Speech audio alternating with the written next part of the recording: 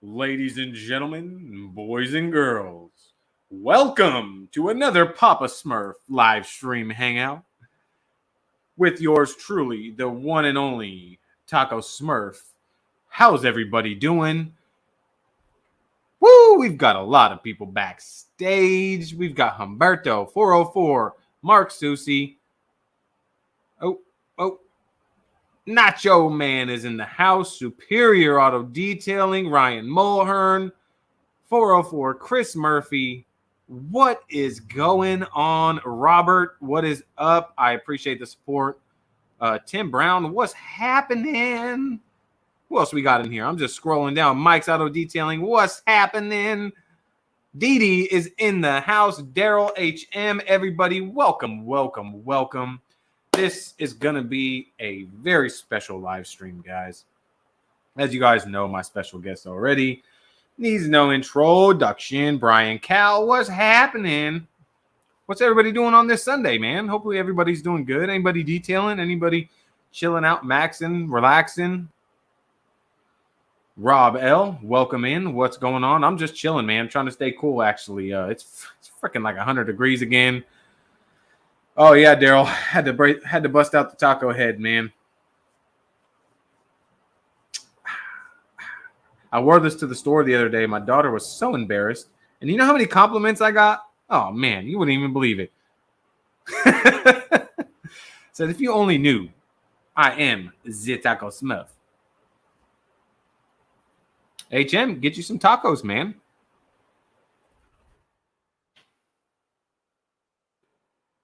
Hey, Rich Smith, how you doing? Gary? Grandpa? What's up, Grandpa? What's up, dude? Triple G Auto Detailing in the house. What's going on? Brad? Fist bump. I see you. Welcome in, brother. Right now, 404, let me see. How hot is it right now? 96 degrees. So in my garage, I'd put it probably around 100, 102 maybe. It's always a little hotter in here. B&B Auto Detailing is in the house. What's going on, brother? Welcome in. Oh, Fab Automotive Detailing is in the house. First before Aaron. Indubitably. As he sits patiently to be introduced. 104 in Yuba City. Oh, man. Yep. I know too much about it. 98 in SoCal. Yep. See, I'm honestly thankful that we don't have humidity. Honestly, I talk with Fab all the time, and he's like, you know, it's only 84, but we've got 80% humidity, and I'm like, that'd be miserable. I mean, if you walk out and instantly you're just wet, it's like it's so uncomfortable. I mean, just so uncomfortable. Hey, thanks, Gary. I appreciate you stopping in, man. Don't forget to smash that thumbs up if you're gonna head out. It helps the channel. Oh man. So we have an awesome live stream planned for today, guys. In just a second, I'm gonna introduce the man with the plan. And you guys, you already know. You already know who he is. So it's been about a year. So I'm curious. I want to know about the ups, the downs, the insides, the outs of starting a business, and the first year is always crucial, right? So we're gonna learn a lot right now. Canada is loaded with humidity. Yep. Hey, Keith Firebird, what's up, buddy? Welcome in. Just finished coating a Supra? What year? A new one? If it's a new one, that's not a Supra. That's a BMW. But technically it's a Supra. But if it's not a 94 to 98 or anything below that, I don't consider it a Supra. I really wish they would have changed. They should have just called it something else. Oh, yeah, 2021, yeah. They're clean. I'm not going to knock them, but it's basically a BMW. Barbara, welcome in, the Graphene Master. All right, everybody, we're at 5 minutes. So let me bring in my special guest. You guys already know he needs no introduction. I want you guys to give a warm welcome to Aaron with. I am the detailing gatekeeper. Aaron is no more. What? I Who are am you? taking over this channel. Oh my lord! You have Hold on, guys. failed. Hold on. We've got a little. How'd you get my channel? That is of no use to you. Are you guys seeing this? I will take over all of these channels. Aaron, you can't get in. Hold I on. brought you in, Aaron. I'm thirsty. Okay, I'm back. What are you doing on my channel? I'm taking it over. Oh, you have okay. me for the next hour. Oh, all right. Well, what planet are you from? Again, these questions are out of line. Do you like detailing? I love it. I am the detailing gatekeeper. Oh boy, do I prosper in the All right, future? the jig's up. They already got it. What is happening, you guys? This man needs no introduction, and neither does this man right here, Mr. Aaron. That was so gold. funny. How's it going, everybody? Everything's good, man. Everything's good. Like they started Phil, to figure it out. They're like, that's great. We Phil. know who well, that is. well played, sir. What'd you guys think of that? Come on, I know you guys weren't expecting that. We had to throw a Alien curveball in on invasion. you guys. Superior's like, alien invasion. I know at first people were like, what? What is going on here? That was perfect. What's up, Clifford? Cash, what's up? What's going on, everybody? Jay, what is going on? Yep, AA Ron. That shirt Don't looks mess good up, on you, AA Aaron. Ron. Yeah, Fab right. said. It does, Fab. It's black, so it's very slimming. It's very slimming. Oh man, I know the blue brings out the color in my beard. Taco Man. All right. You got so what's 40 happening, people up everybody? in Phil, here. thank you so much for doing this. You are the man. I tell you what, definitely one of the highlights of the Kraken tour of the South for sure. Coming down and seeing you. Oh yeah, man. Dude, your compound is just it's the American dream. You, sir, are living the American dream. I'm just living a dream. Yeah, it's a good one. A dream he created and is now living. He manifested it. Someone said I'm the third member of Daft Punk. That's what it kind of looks like. I said you look like a Tron villain. That was awesome. Yeah. Fab, that's why I made mine black. Hey man, that's you gotta lay off the cherry Pepsis, man. I'm telling you. I still think he'd look great with a rat tail. You can't convince me otherwise. He's gonna bring it back. Fab, you gotta just switch to apple juice, man. Yeah, apple juice. It's way more slimming than cherry Pepsi.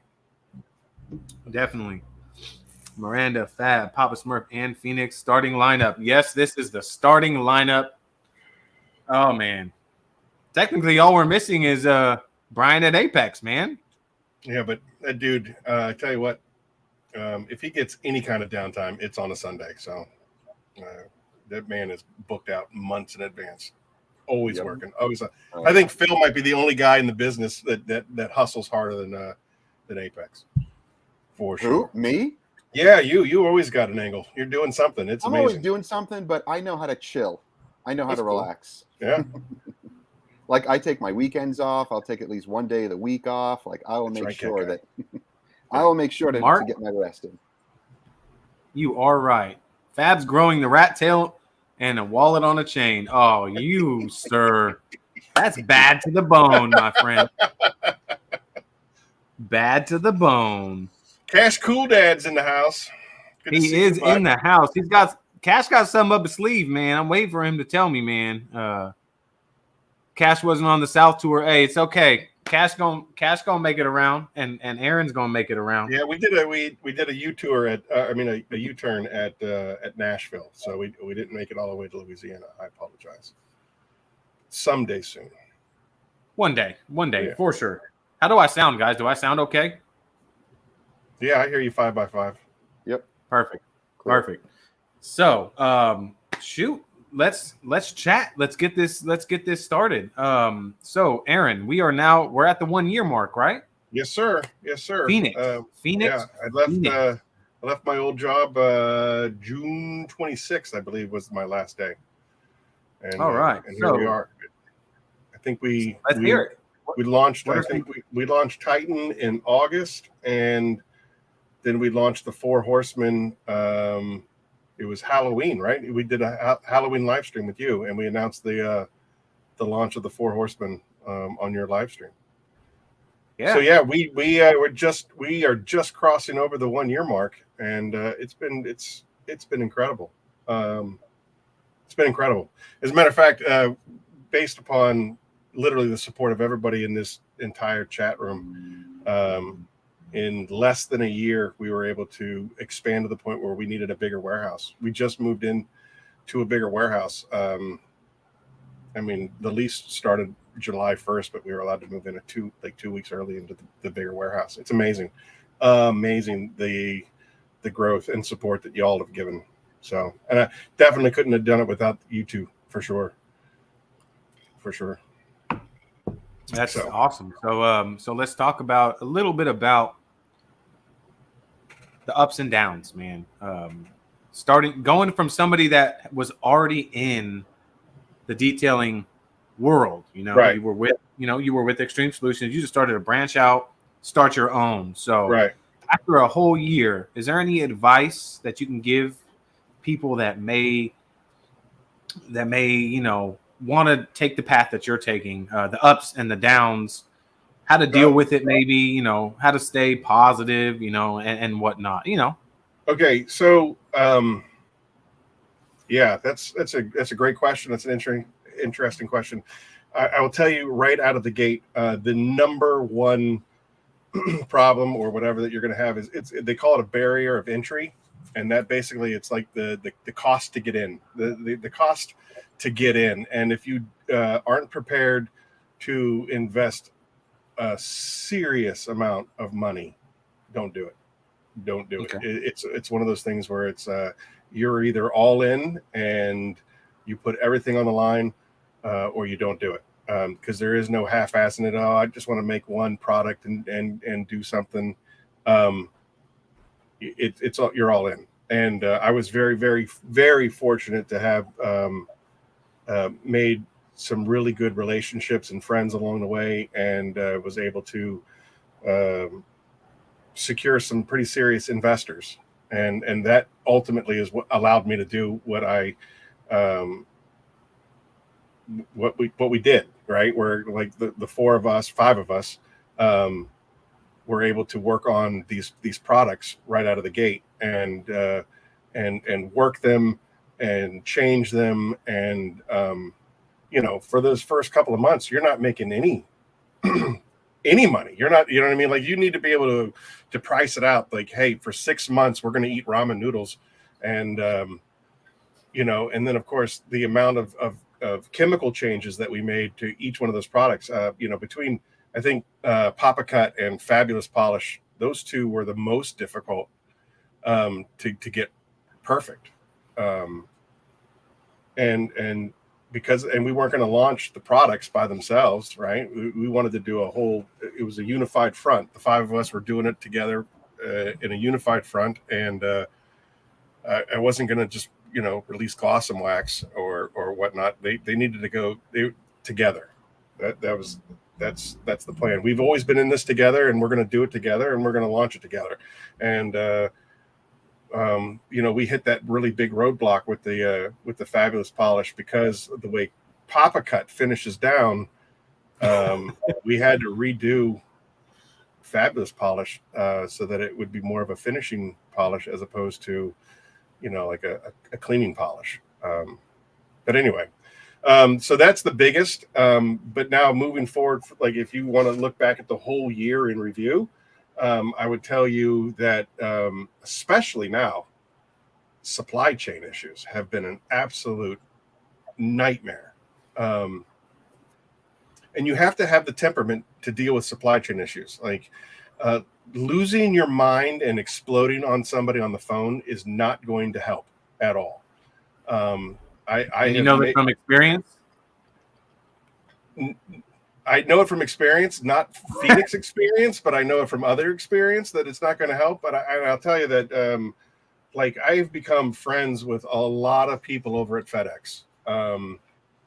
You know, everything that goes through FedEx goes through Memphis, Tennessee, and you know, you can have people just hang up on you if you act like a butthole, or you can, you know, just, I'm at your mercy. Can you please help me? And most time people become human at that point, and then they will help you.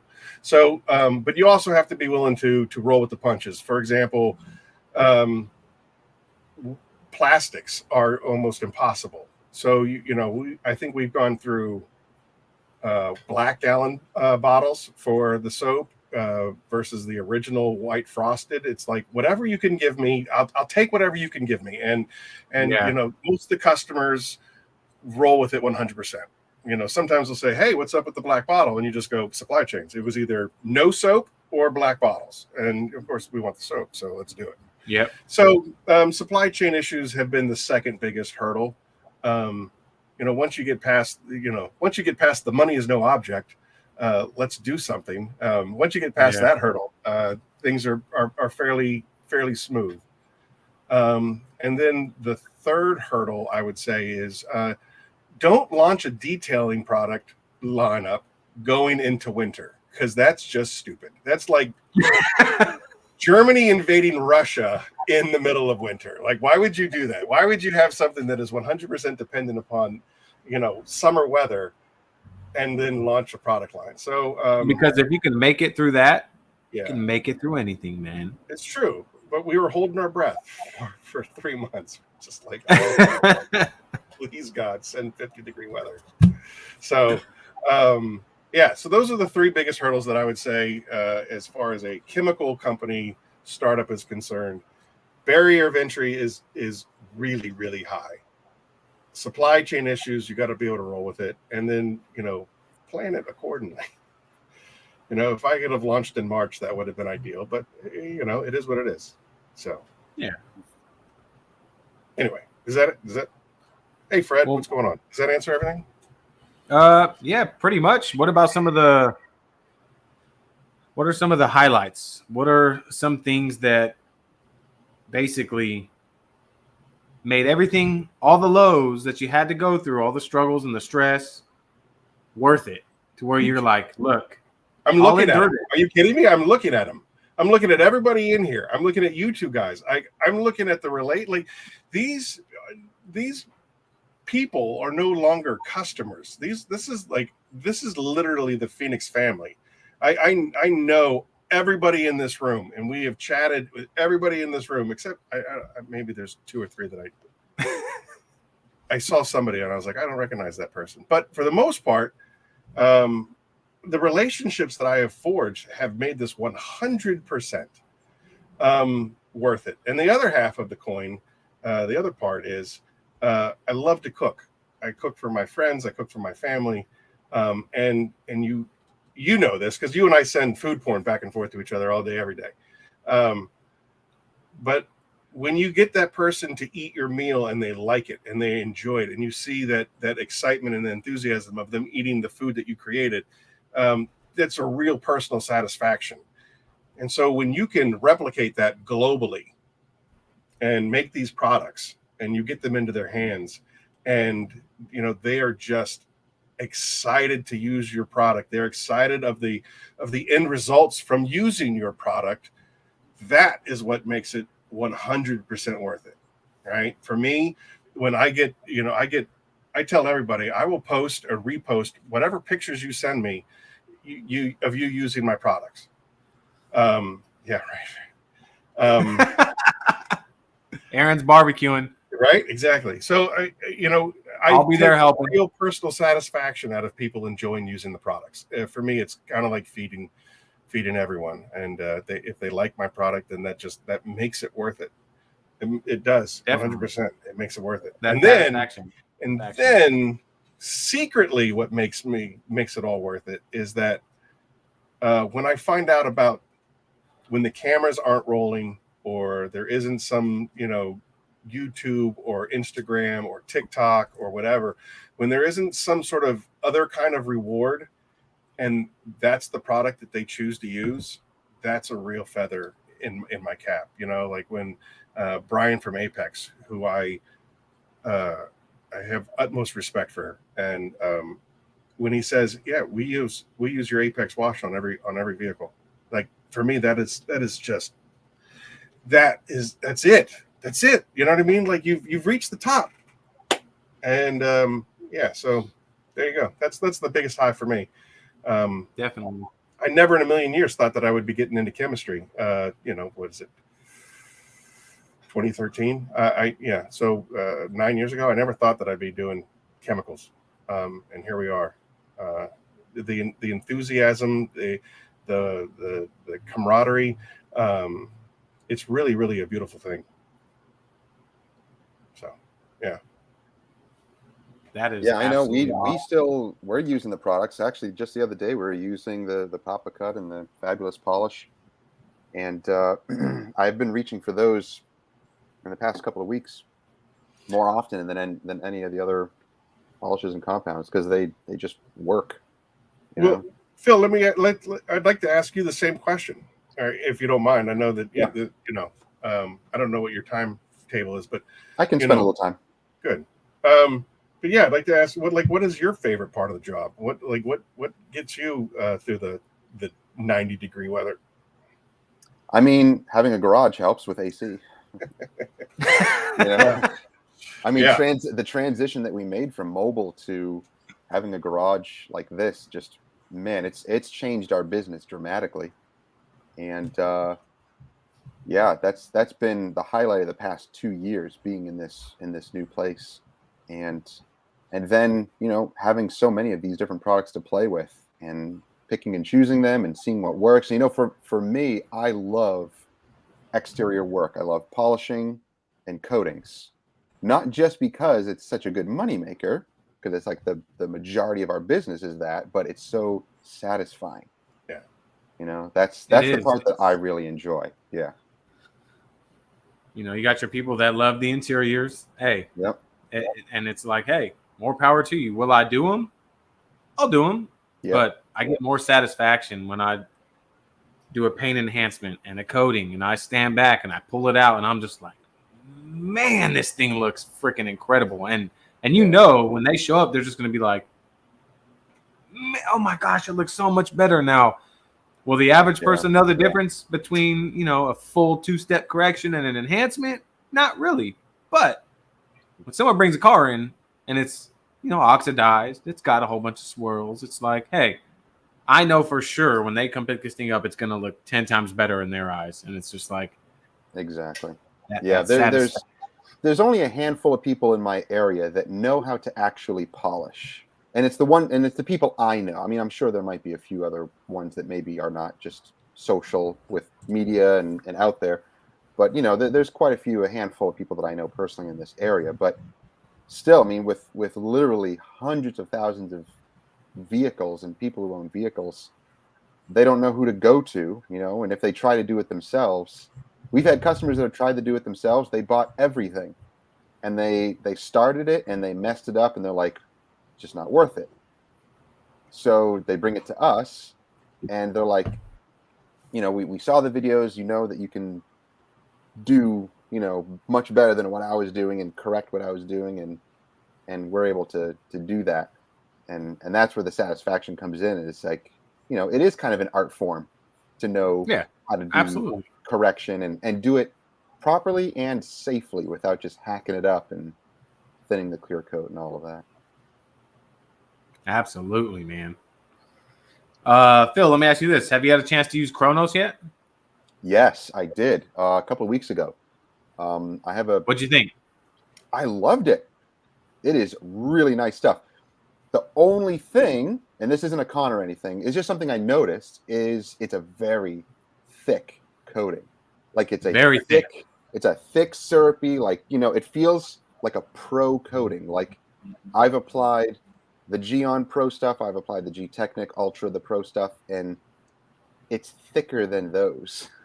Okay. It's almost like heavier duty, thicker than those. it feels like syrup, kind of, right? Like Yeah. And when and you're when you're applying it.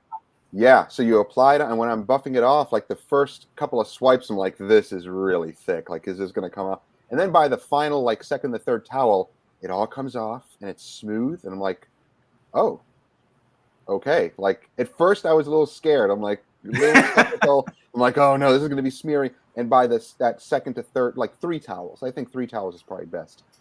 That third towel, It gets smooth really slick though, and crystal clear. And I'm like, oh, I was very happy with that. And then once I figured it out, flew around the vehicle, no problem. Yeah. And I used only like half the bottle on, I forget what vehicle it was, but I only used like half the bottle. It was that your big 50 ml bottle. Yeah. So I got enough to do another vehicle. Definitely. I thoroughly enjoyed it. And I tried all different flash times, and when I was about I don't have AC, so it was about 100 degrees when I was applying it. And I tried 1 minute, I tried 1 minute and 30 seconds, I tried 2.5 minutes. That was a little rough. It was really tacky pulling it off at 2.5 minutes. I found 30 seconds was perfect. And it's almost like that first towel, it's almost like you can see it kind of like spreading it in more, but it's kind of like flashing away at the same time. It's weird.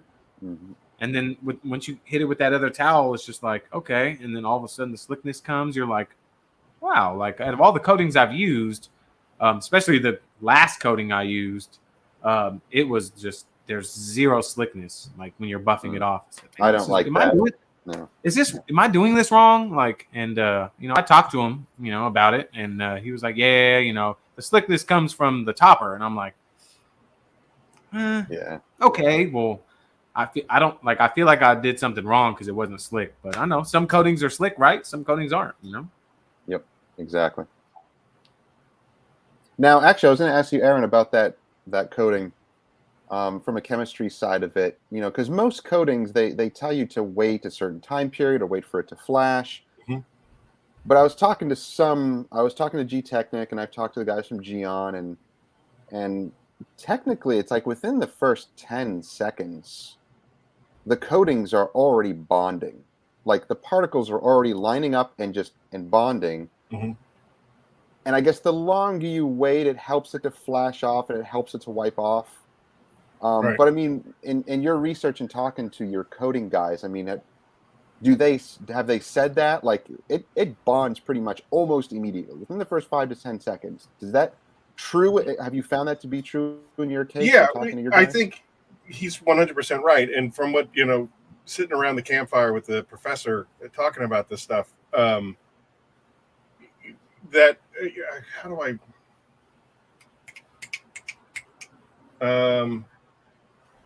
All right, think of it like I guess like if ice were to freeze in reverse, like I guess maybe you could say if ice were to freeze in reverse, what I mean by that is that surface that is coming in contact with the clear coat, right? So that coating that is coming with the clear coat, yes, that part is going to town immediately, but you also have to think about as it cures, it's curing this way. Right. So the longer that you let it go, the more stuff is going to stay with the layer. So if you take it off too fast, yes, you'll get a coating on there, but I don't know. I can't tell you how thick that coating is going to be. You're talking about, microns of a layer. So the theory behind it is the longer you leave it, the longer you let it cure, the more stuff is going to be left behind when you do that wipe off, right? But you can't let it go too long because then it's just going to be a hot mess and impossible to get off, and you have high spots and all kinds of it'll just look absolutely horrible. So like Eric was saying, you kind of have to find that sweet spot that yes, you can put it on there and wipe it off immediately, and some protection will be left behind 100%, but to get that you're saying it's a 7-year program, or I forget who I was talking to. I was emailing with somebody a couple of weeks ago, and they were like, it's a 9-year, it's a 10-year, and I'm like, I've never even heard of 10-year. But again, the science behind what you're talking about is how they get that determination of years of longevity of the coating is how long it takes for that stuff to wear away, right? So theoretically, it should take 7 years worth of washes to wash away Chronos. And that's if it's done at its absolute optimum, putting it on, letting it cure, taking it off, and it has that maximum thickness. There's a lot of people that will do double coats and stuff like that, and that's how they get 14 years protection, because they put 2 7-year protections on top of each other. And it should, in theory, it should take that much period of time for it to eat through back to the clear coat, because that's all you're doing, is that you're putting a sacrificial layer on top of your clear coat to protect your clear coat.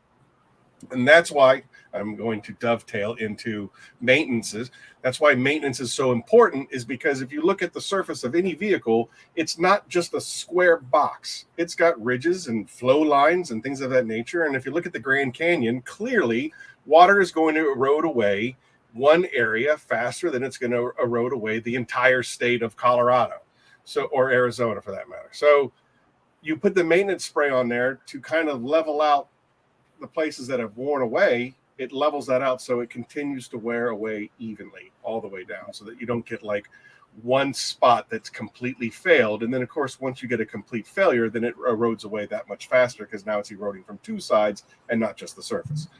Am I rambling, or does that make sense? No, that's really good. That's really good info. That's what I wanted you to lead into. Okay. That's exactly what I wanted. Yeah. Because that information, it's so hard to quantify, because you can't see it. Right. You can't see all you can see is the effects of it. And then you're like, well, I don't know if that's the topper I put on it, or is it the coating I put on it, or did the customer put something else on it in between it's like there's so many variables that drives people nuts. Yep. Well, so Larry had a question that honestly I think Phil's probably the only one that can answer this, because he's been detailing for years. What's the longest you've seen a coating last in the real world? I have a great example of that, and actually, my friend Tony from Ralda's Details took over one of my accounts. We had detailed a minivan. It was like a brand new Honda Odyssey, and now I think it's going on 3 years, and that was just coated with 1 layer of Sea Quartz UK. 1 layer. I believe I used the primer, the CarPro Essence. Mm-hmm. And I did the original video on it, and then like 2 years later, I did the follow-up video at the 2-year mark, and it still looked like day one. I mean, the bottom panels were just starting to sheet a little more, but then we cleaned it, and it kind of came back and was beating really strong. But I mean, that's rated at it's supposed to be up to a 2-year coating, but it's half garaged, most of the time. But it's a family minivan. It's driven. Mm-hmm. But the owner does wash it himself, and he obviously takes good care of it. But you can tell it's the coating on it, because it beads like a coating should. And my friend Tony sent me a video. He's like, how long has it been on this one? And he showed me a little, he sent me a video, and he's like, it looks like it's still going strong, like from top to bottom. And I'm like, that's awesome. That's just 1 layer. It's just 1 layer. That's crazy. Yeah. Yeah, but again, that's properly maintained. It's garaged, when it's not being driven. So it is maintenance all about maintenance. Yeah. And you know what? Touching on a little bit what Aaron said, he was talking about the sacrificial layer, right? You got these people out there that say, why should I need a topper if I'm putting a coating on my car? And it's like, well, why do you put protection on your clear coat, right? To protect your clear coat. Technically, your clear coat's protection for your paint.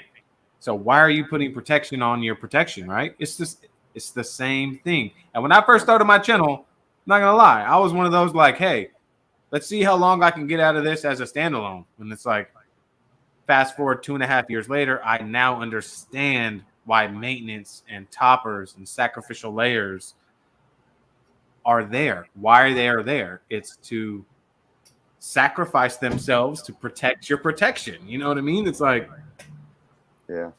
And I mean, that works across the board for everything, for every surface, whether buildings, roads, whatever it is.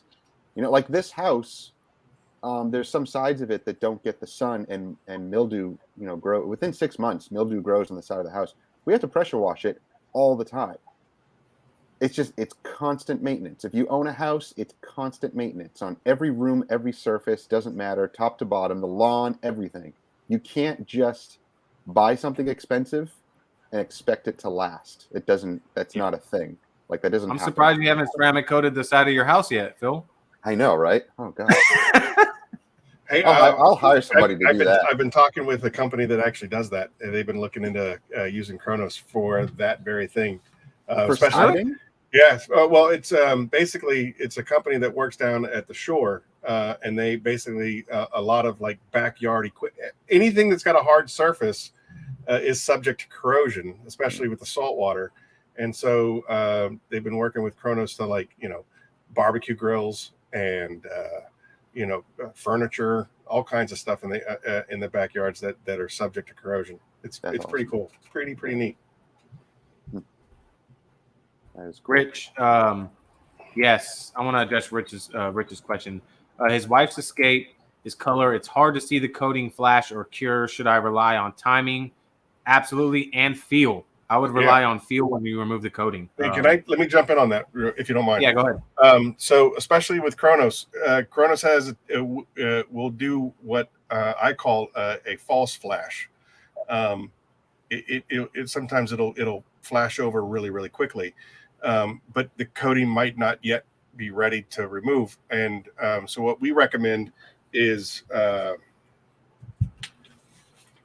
like if you're doing a panel, you're doing a 2 foot by 2 foot panel, basically up in the top corner, just kind of push it with your finger a little bit. And if it's smeary, it's not ready to come off. But if it's a little tacky, like the adhesive on a 3D, a sticky pad, if it's just that kind of tackiness, you don't want it to get real tacky, or else you're gonna be working to get it off. But if it's just a little bit tacky, like a sticky pad, then it's time to go. And like Phil said, it's kind of grabby at first, but if you just push through that, and like you said, by the third towel, it's like butter.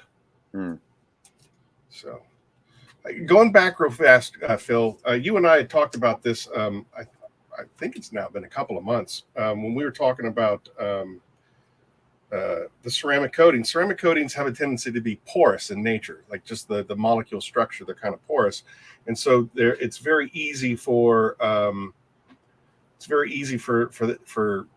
ceramic coatings to get clogged up with whatever contaminants, road debris, whatever.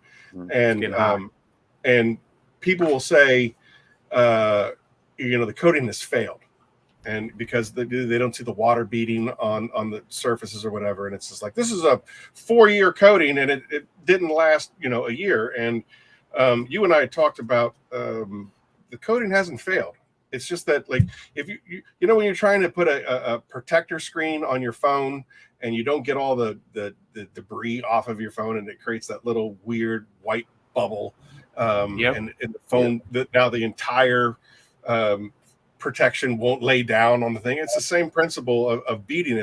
If there's contamination in your ceramic coating, it's not going to bead. Like the water tension just can't do it because there's some sort of impurity in there. And I think you and I talked about just hitting it with a real mild mineral remover, and you'll see that coating come right back. Is that accurate? Yeah, because that's what we did to a few coatings that we have coming back. Because we have all these coatings that we did last year. There's a ton of them coming back, at least a dozen of customers that have opted into the 3-month or 6-month maintenance. I think next week I actually have the Crystal Serum Ultra job that we did on a Suburban coming in for its 6-month maintenance wash. I'm kind of nervous on that one. I hope it does well, because who knows what the customer has done. But we'll see anyway. But yeah, I mean, I would say at least 9 out of 10 of them are coming back and performing excellent. The only one that had some issues was a giant Silverado American luxury coach truck that we did. And at the 6-month mark, it was showing some signs of clogging, but it's a landscaping work truck. Wow. Yeah. So it is like abused. Sure. Yeah. And I'm sure the customer takes it to drive through, things and Because I mean, if it's a gross landscaping truck, you just have no, way or no time to wash it before going to a customer's house or whatever. You're gonna just run it through the wash and just Run it through the car wash. Yeah. Exactly. And the thing is that ceramic coatings usually are only rated to withstand about a 12 pH Mm-hmm. and less. And if you go over 12 pH, which is very, very common in car washes because they use that pre-soak, that high alkaline pre-soak to kind of break off the bonded contaminants, it will damage your coating quickly. Exactly. And that's why we, I think when we created the Kraken, we stayed, it was like 9.5, 10 on the pH scale. So it's just a little bit alkalytic to get it to do its thing. But if you like you said, if you go through a tunnel or something like that, you're going to get hit with something much higher than 12. And who knows what that does to your coatings. Exactly. And so that's like the only vehicle that's coming back that we're probably going to have to either try to unclog a little bit more, or maybe have to use CarPro Essence Plus and do like a revival on it, and see if we can get it back to looking good again. But all the other ones are perfect. People are washing it themselves. They're doing it correctly. And I always ask them, how's it performing? I want to make sure that they're happy with it. And everyone is saying that they're so happy with it, that it's, is worth the investment. They love it. It washes up easily. So the proof is there. I mean, all of our customers are loving it. There's only a few that, opted out of it that I have no idea, but the ones that are coming back are performing incredibly well. Would you consider putting that into like the maintenance package before you do a topper? Like you would hit it with like a light mineral remover and then put your maintenance spray?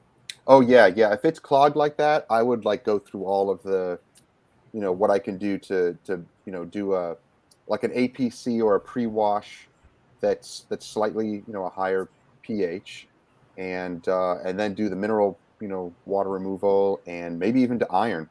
I think I did an iron removal on one of them, and it started to bleed a little bit, so it was showing some contamination there. So yeah, I would go through all of those before I would do the like CarPro Essence Plus, like revival, I would call it, where I would basically like machine apply it with a soft pad. I've seen how you apply that. It's pretty interesting. So Al Daly, I want to address this real quick. He tried Chronos on Glass and it didn't work out. I'm curious because I put it on all the glass on my Civic right here, and so far it's been the best coating I put on glass. I mean, this thing just looks absolutely killer. I mean, Al, I'd like to know what didn't work. We have, I have video footage of, we have Ospro out in Australia, and he's been doing a lot of Phoenix testing and stuff like that in Australia, and we got great footage of a bird like after the application on the glass, bird just destroyed it. It did a drive-by and just hit it up, and you literally can watch the excrement hit and then just roll right off the glass. Like it just I don't know, it was like a force field. It just hit it and just rolled down. And then the stuff that hit like the stuff on the plastic, he just kind of flicked it and it's just gone. There's nothing on it at all. So it was weird. So I'd like to know what didn't work, and then maybe we can figure out where it went wrong. Yeah, I wonder how the prep, like how is it prepped? Because some glass is weird. If it's not polished to at least deep clean it, it doesn't take well. Superior Auto Detail. There's nothing ignorant about asking a question, my friend. Yeah, the difference is percentage of active ingredient. Remember earlier in this stream, where Phil and Eric were talking about how thick it is, and the reason why Chronos is a 7-year coating is because it's really thick. It's got a lot of active ingredient in it, probably a good 20% more than what else is out there on the market. And then Immortal is the exact same ceramic, but it is a significantly less percentage, which is why it's only a 1 year and it's sprayable. It's because it doesn't have as much active ingredient in it, so it's sprayable. But it's the same. It is the exact same molecule in Immortal and Chronos. What's up, Jamie? Welcome in, Jamie the cleaner in the building. What's up, Jamie? Yeah. Muchacho, I totally agree with you. Sheeting is definitely better than beading. Unfortunately, the industry standard started out as beading, and people, if they don't see the beads, then my protection doesn't work, and it's gone, and it's horrible, and your product sucks, and on and on and on and on and on. And it's just like, but I don't know if you remember when I was working back at the old job, I had put one of their products on the vehicle right before COVID hit. It was in March, and I didn't come back to the job until August. So I don't know, 6 months or whatever. That it was furloughed, and I didn't do. I stayed like most people. I just stayed at home the entire time. I didn't go anywhere. My car sat in the driveway for those 6 months, and then it rained right before I came back to work, and there was beading like crazy still on the car. So I was like, wow, it's still protected. It's amazing. And then you go out to the vehicle, and there are millions and millions and millions of water spots all over the vehicle, because it beads, and then it just sits there and it stays, and then that water evaporates and it leaves behind mineral deposits and pollen counts and who knows what else is being left behind. And not only that, but this is what's most important, like why beading is so potentially dangerous is because it creates millions of little micro magnifying glasses on the surface of your vehicle. And you all know that you can, when you were a little kid burning ants with a magnifying glass, you're putting little pinholes in your clear coat.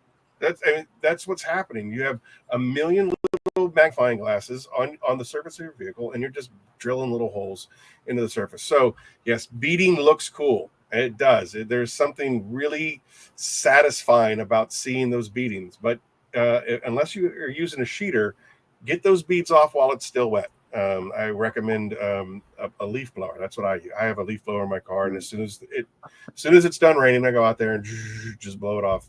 Get into the habit of doing that, because beading can be detrimental to your surface. That question that you just popped up from Tom Lanko, he said, the best way to clean unclogged coating. Yeah, I was going to say for that is depending on the coating, I guess, whatever products that coating company has. Geon and G-Technic are ones I use a lot also because they have all their full range of products to help with all those future problems that you might have. So their water spot remover and their iron decon, those two especially will help. And I think even Geon has their like restart wash, which has their it has the iron remover in it, right? Exactly. And I think the mineral remover in it, like it's all in one, so you can use that as a pre-wash, whereas your shampoo, and it does all in one. So use the company's appropriate products for it, which is a good segue into maybe Phoenix developing some of those for their own coatings is also. I just think it's good for each company to have their own problem-solving products. 100%. Couldn't agree with you more. And that's definitely something that I definitely remember. I think I made a comment right after visiting you. I totally fanboyed on you, and there was a million questions that I wanted to talk to you about and pick your brain about. I think you are such a wellspring of knowledge. Really always interested in the technical aspects of a particular product, or what would you do for this and what would you do for that, and so on and so forth. That was one of those questions that I wanted to talk to you about, and I do believe that it's really important to have a if you will, a package or a kit of this is our coating, and this is how you maintain the coating, this is how you care for the coating, and put it all together. I think that you're 100% on that. But this goes back to the very first question that Papasmurf asked, which was, the difficulties of starting a new small business. And that is, I can't do everything all at one time. Yeah. Right. I can't. And I have a dry erase board. It's now at the new warehouse, so it's no longer here, but I have a dry erase board of all of the boxes that need to be checked off. And it is definitely on that box. However, and this is a good segue, circle back around to the next product line. I have to be able to keep the lights on around 365, right? We have to figure it out. And like we had talked about earlier about those brutal months, especially in the northern hemisphere of November, December, January, February. I'm looking for hopefully a Black Friday, Thanksgiving launch of the next product, which is going to be the Hydra. And that is a rinseless wash. I'm trying to help out those folks that don't have water and that have freezing water. Let's go with a rinseless wash. I know that O&R is an industry standard. It comes up on everybody's lips when we talk about a rinseless wash. One of the questions I wanted to pin you down about over dinner, Phil, was what are your thoughts on rinseless washes, and what would you want in a rinseless wash, and so on and so forth? Please. Yeah, that's a really good subject, because I'm not opposed to it. I'm not against it, because sometimes, depending on the weather here, like if it's raining out and the vehicle, it's just pouring out, then I'm like, oh, we're gonna do a rinseless wash. I can't do a traditional wash, and I got to work. So we'll pull it out. We'll like APC it, we'll rinse it and do all that, and then we'll pull it in and do a rinseless wash. The wheels and all, like get all the grungy stuff, the stuff that you need to use the pressure washer to flush things out, do all that. So a rinseless wash is beneficial in that way. So we use it every once in a while in that like special case. Or if you're just maintaining very, very clean cars, rinseless wash. I mean, we did that on these garaged classic Vets that literally don't even go anywhere. They just sit in this beautiful Chevy warehouse type palace. of thing. Yeah, exactly. Palace, yeah. It's like a shrine to Corvette and Chevy. And all the vehicles are there, it's just family cars. And we just went in there with not even a rinseless wash. We went in there with a waterless wash and just gently wiped them all down. And that was it. That's it. So they all have their place. The interesting thing about O&R, and I think McKee's and a lot of those other ones, is depending on the dilution ratio, they say that they can use them for all sorts of stuff, even interior work, glass cleaners. I hear they use it for glass a lot. Yeah, like I have Wipeout from American Detailer's Garage, which I actually like better than O&R. And you put like half an ounce in a 32-ounce bottle, or even less than that, and it creates an awesome slick glass cleaner. And then I've heard some say that they can use it as a panel wipe for coatings, but there's so much controversy with that because there's polymers in it. Yeah, I don't know about that, but if you can make a product that has all those multiple uses, and if you use it full strength, then it's basically like a spray sealant. Right. And Mark, that's a great question that you asked. One of the cans that we've been kicking around between Apex and Tim from Shine Your Light Detailing. When you start adding protection into stuff, that's when you run the risk of streaking. So we're definitely going to have to, there's a lot of work that needs to be done between now and Thanksgiving to perfect it. And I think that everybody in this room knows that I'm not releasing something unless it's perfection. I can't, I won't do it. So, I would love it to have protection in it. I want it to have protection in it, even if it's just a little bit, just to kind of get you through, the week till you can wash your car or the weather changes or whatever. But again, it comes back to the chemistry, and we have to find that fine line, like in Titan, where you can go too far, and that's when you run into problems with streaking. You try to do too much, and you try to make, I want this one magical product to do everything, and that's when it does nothing. And people are upset, and they're, hey, you promised me it was going to do this, and it doesn't do that. Like, probably one of my biggest fears is one of my first conversations that I ever had with Fab, when we were talking about him, when I was originally back at the other place, asking him if he was interested in doing a product review. He basically just came out and said, listen, my standard is the bottle says it's going to do this. It didn't do this, so it's a fail. That's my biggest fear, is for somebody to go, hey, you said it was going to do this and it doesn't do this. It's a fail. I want it to at least pass, right? People are always going to have their favorite of something, even if it's not Phoenix. But I don't want them to say, oh, your product sucks. It was okay. It was good. It was okay. I like Bullet Whiskey better. And I'd be like, yeah, I like Bullet Whiskey better too. So keep doing what you love. You were talking about putting protection in it, and then I thought, well, you already have Titan, so you don't really need a product with protection. Right. You already have it, and then you could use it in conjunction with your rinseless. So you wash it with your rinseless, you put Titan over it. I agree. Like that already is kind of a moot subject. Like, make that kind of think of it as the best that you can. Right. I think of it as it's kind of where I was going, Phil. Thank you for clarifying that. Yeah, I know. How many exactly people are gonna basically, like with me, every time I rinseless wash my GSX, I top it with Titan. It's like, so why are you worried about the protection in the rinseless? If you, let's be real, 9 times out of 10, you're gonna grab a topper and wipe it down with something after you rinseless wash it. Exactly. Agree. So, that makes sense. I'd rather take the extra step and top it afterwards than deal with streaking and issues with trying to add protection in the rinseless, if that makes any sense. Yeah, that does make sense.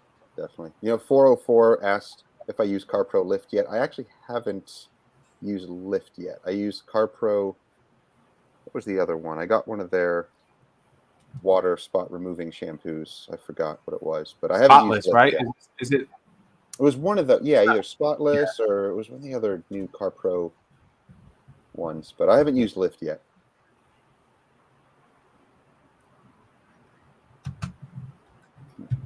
Masterson's Muchacho. You're talking about the D-scale. That's it. Waterless wash and shine. The Mastersons. I'll tell you what, that stuff right there is pure legit. I absolutely love that stuff. It comes so thick.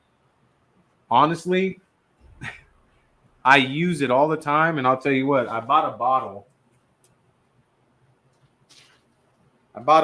of it, when I first started my channel. I did a review on it, actually, and I still had enough to make one last bottle last week. And that was like 2 years ago. You just put like an ounce at the bottom and you fill it up with water. It's perfect for door jams, under the hood. You get in there, fender liners, stuff like that. That stuff is awesome. I like thick too, Didi. I like thick. Hey, let me jump in here real quick. You are approaching the 1 hour mark, sir. Holy cow! I think this might be time for number one. What do you think? Is it time? I think it might be time. It's 1 year or 1 hour. 1 year. It is 1 year for Phoenix. It's 1 hour for us. All right. You might want to do the. We can do it. Sorry, I was reading Ryan's comment. What's up, Ryan? Welcome in, man. You joined just in time. We're getting ready to do a giveaway. What's the first giveaway going to be, Aaron? Because you guys are maniacs and you can do math, we're going to go backwards instead of forwards. Meaning we're going to give away the grand prize now, and then there'll be 2 prizes afterwards. So the grand prize, the first person to give me the total number of M&Ms, Phoenix colors, in case you guys were wondering, the first person to give me the total number of M&Ms in this jar is going to get a complete Titan and the 4 Horsemen bundle kit. And it's going to go based off of the first The first one I see on my screen. I know, there's a little bit of lag and delay, so we don't want to cause any Look at all the numbers. controversy. I know everybody's running. This is exactly what I told Aaron was going to happen. I said, dude, the first time I see it on my screen, that's the winner. Right, and it doesn't matter if you're the first or the last. It's whoever gets seen first. And so far, I have not Whoever seen gets it first. And he was like, So, Aaron, you let me know if you see it. Only one person can vote. No, yeah, Jamie the cleaner, you win. No, just kidding. You win. 2 million. There's 2 million. He said 3 Get million. Yeah. Jamie, 3 do you million? know how to count? Oh! Phil, do you know the number, right? Yeah, I can't cheat. I can't enter.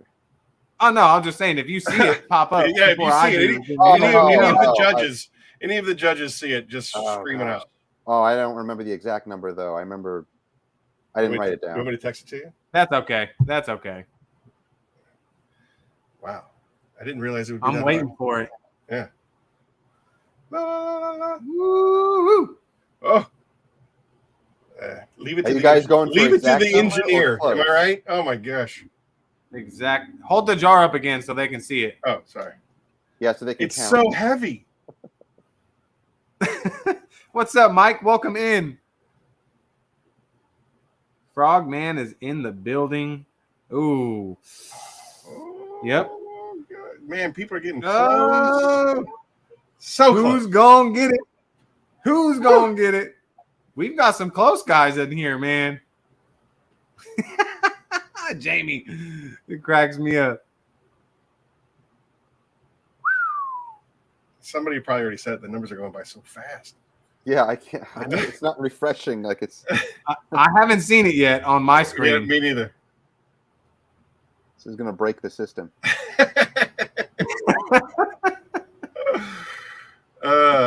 I know who's closest so far. Man. I remember who's closest, but so far, I mean, if we want to cut it at some point and just go, all right, you were closest.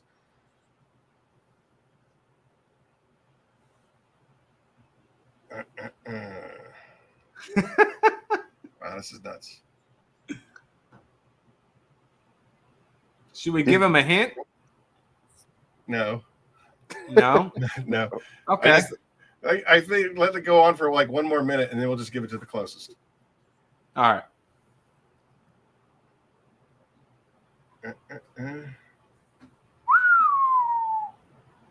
Oh man. Oh, that was a good. Jamie. That was a near shot. That was close, Jamie. Jamie, you're not taking this seriously. 6, really? 6? Hold your hand up next to the jar. He clearly does not want to win. Ooh.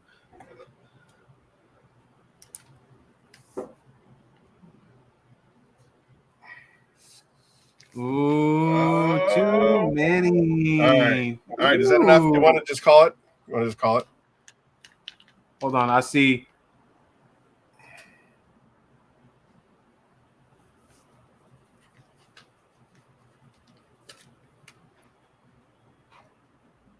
So far, I've got the closest one. Somebody said. I mean, I got. Somebody is within 3, so I don't know. I've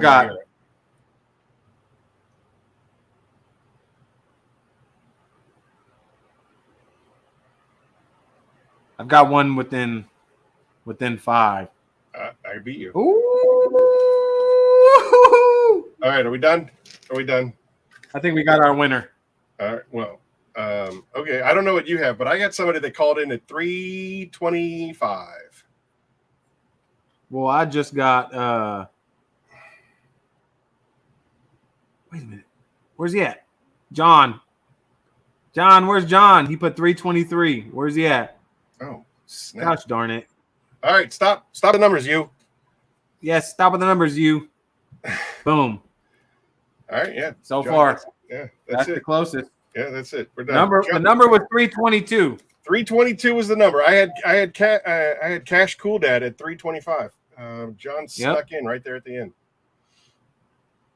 Well, you know what? Shine your light detail. I think you should send Cash a bottle of Titan. You think so? Yep. as the runner-up. All right, we'll do that. Cash gets a ball of Titan as runner-up. Just so happens to have one Oh, on my desk. What? that's too late. No, they've been all doing it. If you scroll up, every single person, as soon as I said 322, put 322.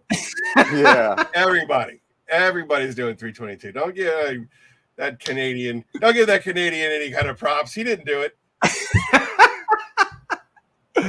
320. 404. It's funny. Who said I put 320. Muchacho, 323 is closer than 320. Yeah. I'm sorry. Don't hate me. Please don't hate me. 322 is my last. Tim, I'm pretty sure you got everything here anyways, right? Yeah. 322. Ryan, how'd you know, Ryan? How did you guess that? All right. So, hey, Matt? maybe we need to rethink this for next time.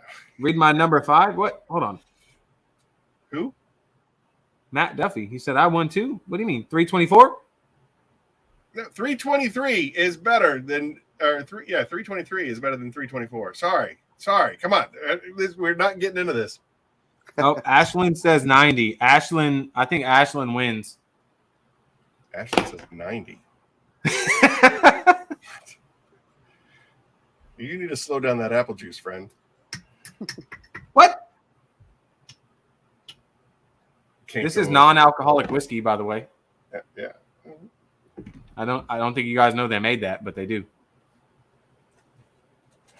All right. Well, that's the first one, right? The grand prize. We're doing it reverse. Do you know John's geographics or whatnot? I don't, John. So you can email Aaron at Phoenix E.O.D. at gmail.com, right? Yep. I don't know if Matt's being sarcastic. Matt Duffy just said, thanks, Aaron. I don't know if he's being sarcastic or he was like, thanks, man, for doing such a great. I don't know. I hope not. He's game. A faithful, so. He's what? He's a faithful, so. They need to use a mask with chemicals, LOL. I don't know what that means. I'll put it in the bottom. Let's see. Create a banner. It's Aaron at Phoenix E.O.D. Is it Aaron at PhoenixEOD.com? Yes, sir. Perfect. It has been for about a year. Wink. Oh, scroll across the bottom. Add banner. Why is it not adding the banner? There it is, right at the bottom. Go ahead and email him with your info, and he'll get you your surprise.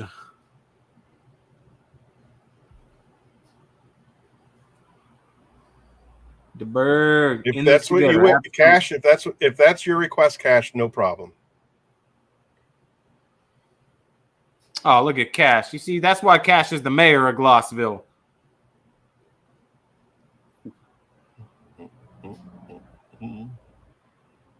Oh, what's going on here?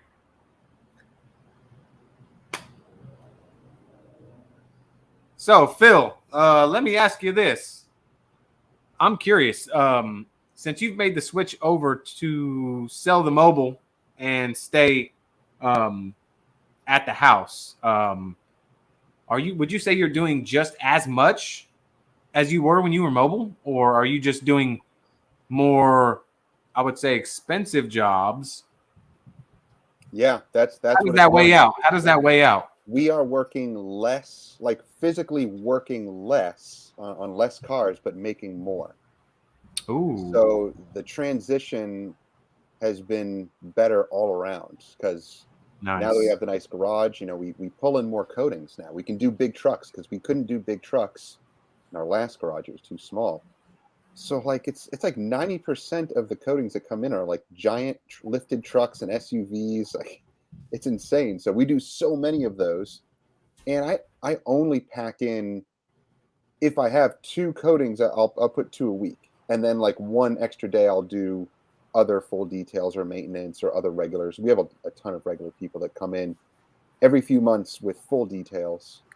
And we still have a lot of new customers that come in for like our $500 platinum services and a few of our diamond $300 services. But mostly it's going to be the 2-year coatings and up, which run like $1,200 to $1,500. And people barely even bat an eye at that. They're like, yeah, it's like they did their research and they're like, yeah, okay, that's good. That's reasonable. I read up on it. I know. And we'll do 2 of those a week. So, I mean, we're only working like 2 to 3 days a week now. 2 to 3 vehicles a week, and like that's it. And we're making more money than we ever have done. Doing mobile. That is so mint. So that's why we switched. We're like, why are we going to do mobile? We don't need to. Like, why go out and kill ourselves? Like, we don't. It's been long enough. And everybody, let's not forget the many, many years that Phil built his business in the mobile. So for those of you guys that don't know, he didn't just all of a sudden do this. You know, he's the type of person that put in the work, put in the effort over many years, developed his business, developed his clients, and now he's reaping the benefits. And that is awesome, man. That is absolutely awesome. It took a while to get here, but you know, I feel that it's worth it because, you know, we cut our teeth mobile. We've done all the nasty jobs. We've done all the vomit jobs, the dog hair. We've done it all in like the worst of heat, in the middle of blacktop driveways and parking lots. We've done the worst of the worst. So we've cut our teeth on that. So yeah, we're kind of done with that. We wanted to shift over. Definitely. Jay, what pads are you using with Papa Cut and Fabulous finishing polish? Honestly, they work great with a variety of pads. It's all going to depend on your clear. If you have a harder clear, I've used Papa Cut on a Eurofiber pad as a 1-step with phenomenal results. Then you get over to a softer clear, a finicky clear, that really isn't going to work too well. You're going to get haze, you're going to get micro marring.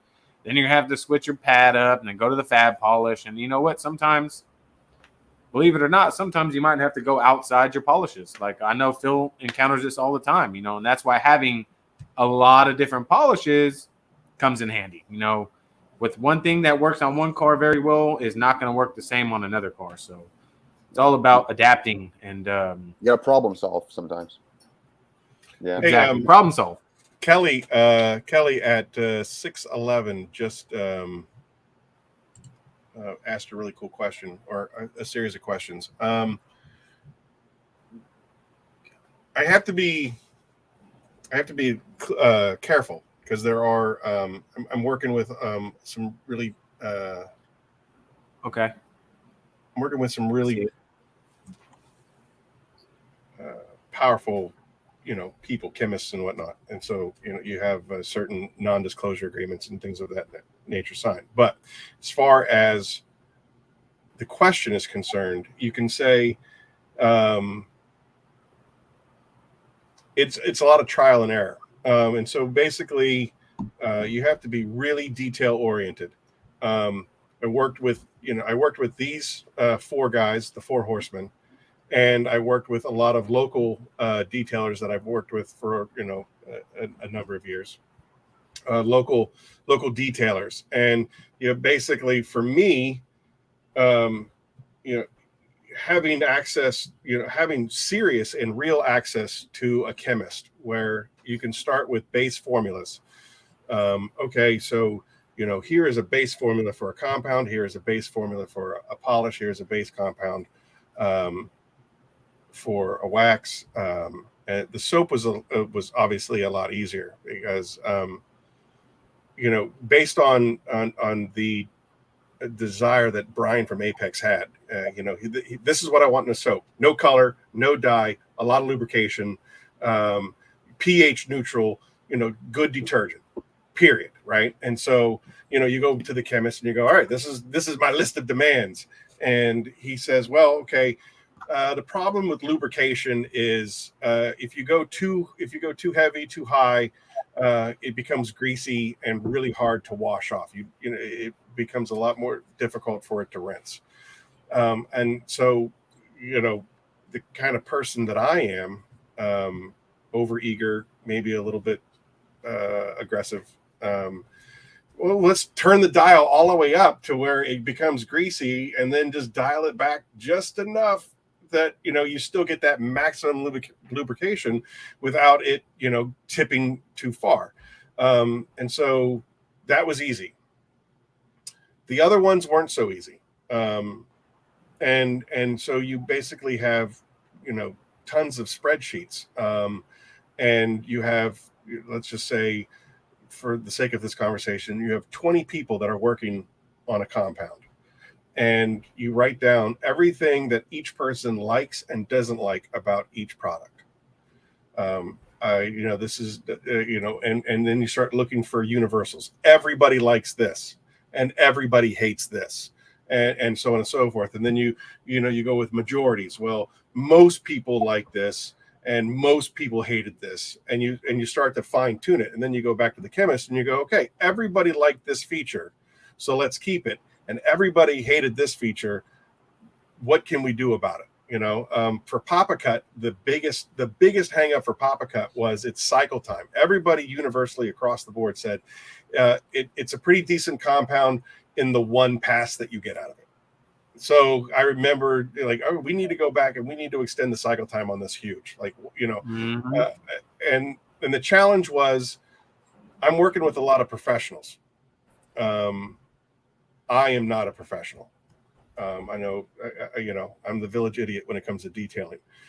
So I wanted something that I could use. I wanted something that could be tailored to the weekend warrior, but also not be a waste of time for a professional detailer.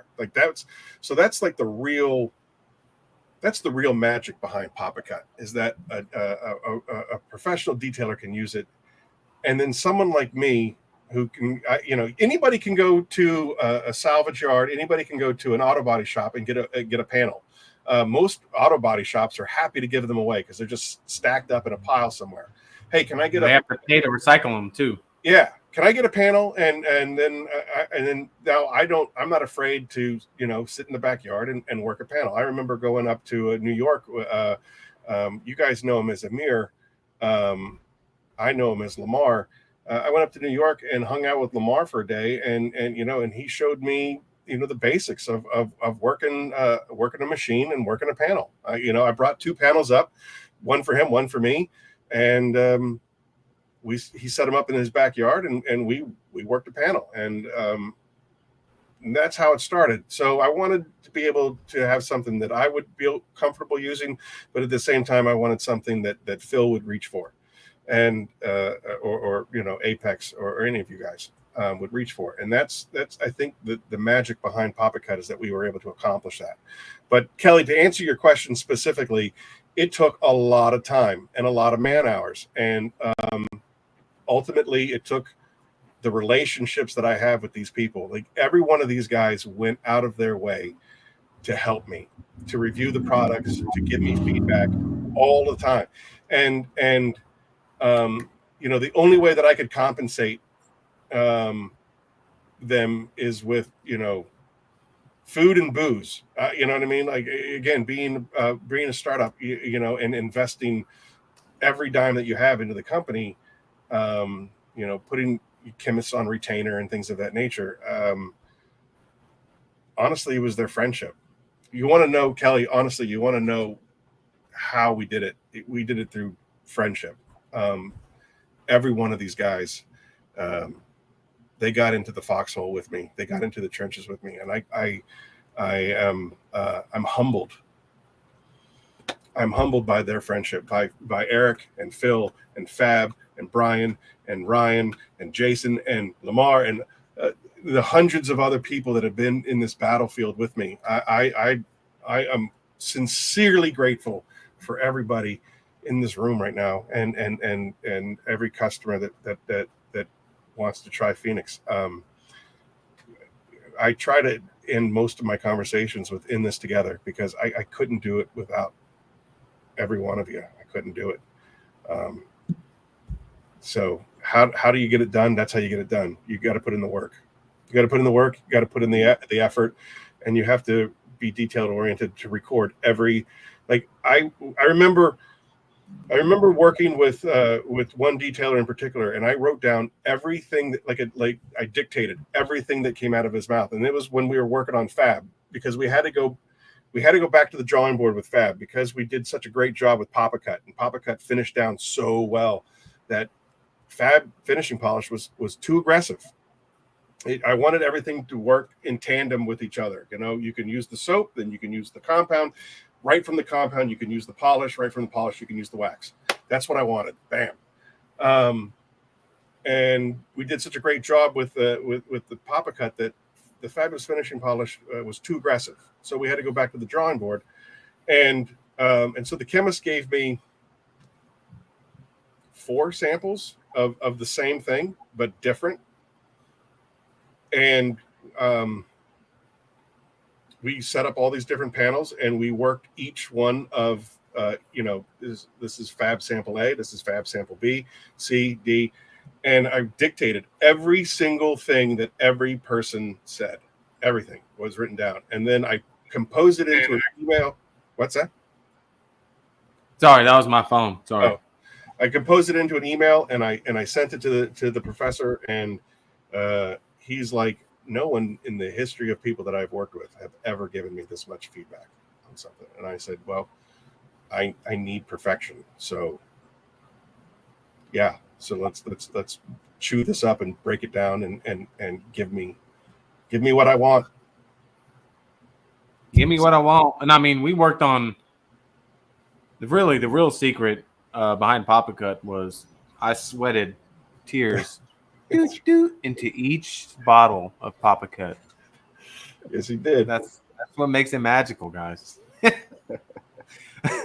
I'm just kidding. Sorry, guys. I had to throw that in there.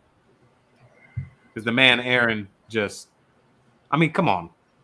A star-studded lineup, at Phoenix right now, man. And I had a question that someone popped in earlier that stuck in my head was, are you going to ever create, like, you've got Immortal, you got Chronos, Immortal, Titan, and then someone said, are you ever going to come out with the wax? It's like, Glossom Wax. It's already there. Whoever it was that asked that, Glossom Wax. Now, can you put Glossom Wax, let's say you coated with Chronos, and then you topped with Immortal, and then you top with Titan. Can you put Glossom on top, or what's the order you would have to throw Glossom in there? That's a great question, and it has happened, and we get that question a lot. So thank you for asking. Yep. The answer is I wouldn't do it. Okay. Glossom Wax was designed and developed with the principle of the 2 paths of detailing. 1, ceramic coating, 2, waxing. You know, there are a lot of people that don't want their vehicles ceramic coated. It's scary, especially if you have no idea what you're doing. It's a pretty big commitment. You know, it's a prison sentence of if you've screwed it up. It's going to be 7 years unless you feel like wet sanding. So like we talked about earlier with the ceramics being porous, any kind of waxes are going to get into that surface. So you want to think of it like, for the most part, ceramics love ceramics. They like to stay with ceramics, and they build off of each other, just the way that the molecules are designed. Titan is an exception. Set it off to the side. We'll talk about Titan's interactions in a minute. Glossom Wax isn't ceramic. It's the heavy lifters in Glossom Wax are the amino resins. Amino resins, when they're allowed to cure, they are strong. They cure, and they are. It's a really, really, really healthy protection. But if you're mixing it with your ceramics, or any waxes for that matter, when that wax fails, it's going to leave the ceramic coating looking dull. So it's just not going to have a pretty appearance afterwards. So when that wax fails, your ceramic coating isn't necessarily failing, but it's going to look like trash. And so you kind of want to avoid that. If you're going to be playing in the pool like that, you want to do Chronos, then Immortal, then Titan, and leave Glossom aside. If you're going to go the other path, you want to go Glossom and then Titan, and go down that path. So separate but equal. I have done that too. Blossom and Titan, phenomenal results, by the way. Right. So again, now circling back around to ceramics is a very umbrella term. There are lots of different molecule structures that qualify as ceramics, right?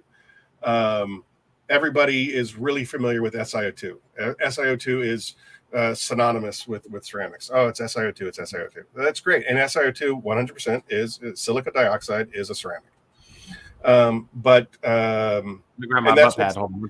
that's what's in Titan. Titan is an SiO2 hybrid sprayable detailer, right? And so the hybrid part is that it does have synthetic waxes in it. It has polymers in it that allow it to play well in the sandbox with everybody. It's that hybrid part that allows it to be universally applied and with other chemical companies and other types of toppers and other types of coatings and et cetera, et cetera. The powerhouse in Immortal and Chronos is a true ceramic, a polyxylazine. I think that's how you pronounce it. I'd have to go back to the rule books to figure it out. But yeah, it's polyxylazine, and that's a really, really powerful, strong ceramic molecule. And again, it works differently. It plays differently. And like Phil said earlier, because there's so much active ingredient in there, we really crammed a lot of active ingredient into it. And that's why it's so thick and syrupy. But anyway, I hope that answers the question. Separate but equal. Definitely. And that only makes sense too. That only makes sense. Sealants, waxes, it's in its own category. You don't mix it with ceramic coatings. That you got to keep those separate. So Larry said, what about Geon? You could put their Q2 wax on a coated car. I honestly think they formulated that to top their ceramic coating. So, like you just said, it's that polyxylazine stuff. That's what's in Q2 wax. So they designed it to work with their coatings. Their coatings, not any other coatings, but theirs. Yep. Yeah. I need an apple. Is Immortal hydrophobic or hydrophilic? I'm gonna say hydrophobic based off of Brian at Apex's video. I haven't used it yet. I'm patiently waiting until I wash the Civic for the first time. Then I will top it with Immortal after that. It actually can be both. Yeah. It can kind of be both. I have it on half of my hood, and it'll bead up. But then if you want it to sheet, you can flood it and it'll sheet. So it can be both. I feel like a lot of products too, like Aaron was saying earlier, everybody loves the beads. Everybody loves to look at the beads. Even a sheeting product will bead. It's when you flood it. It's when you flood it you actually see the characteristics. And some people can mistake sheeting for oh my protection's dying. It's dead. It's not necessarily. There's a lot of products out there that will sheet and bead. Depending on how much water's on the panel, right? Yeah, exactly. Or it'll go from beading, that aggressive beading, to its more natural state, which is supposed to be more hydrophilic.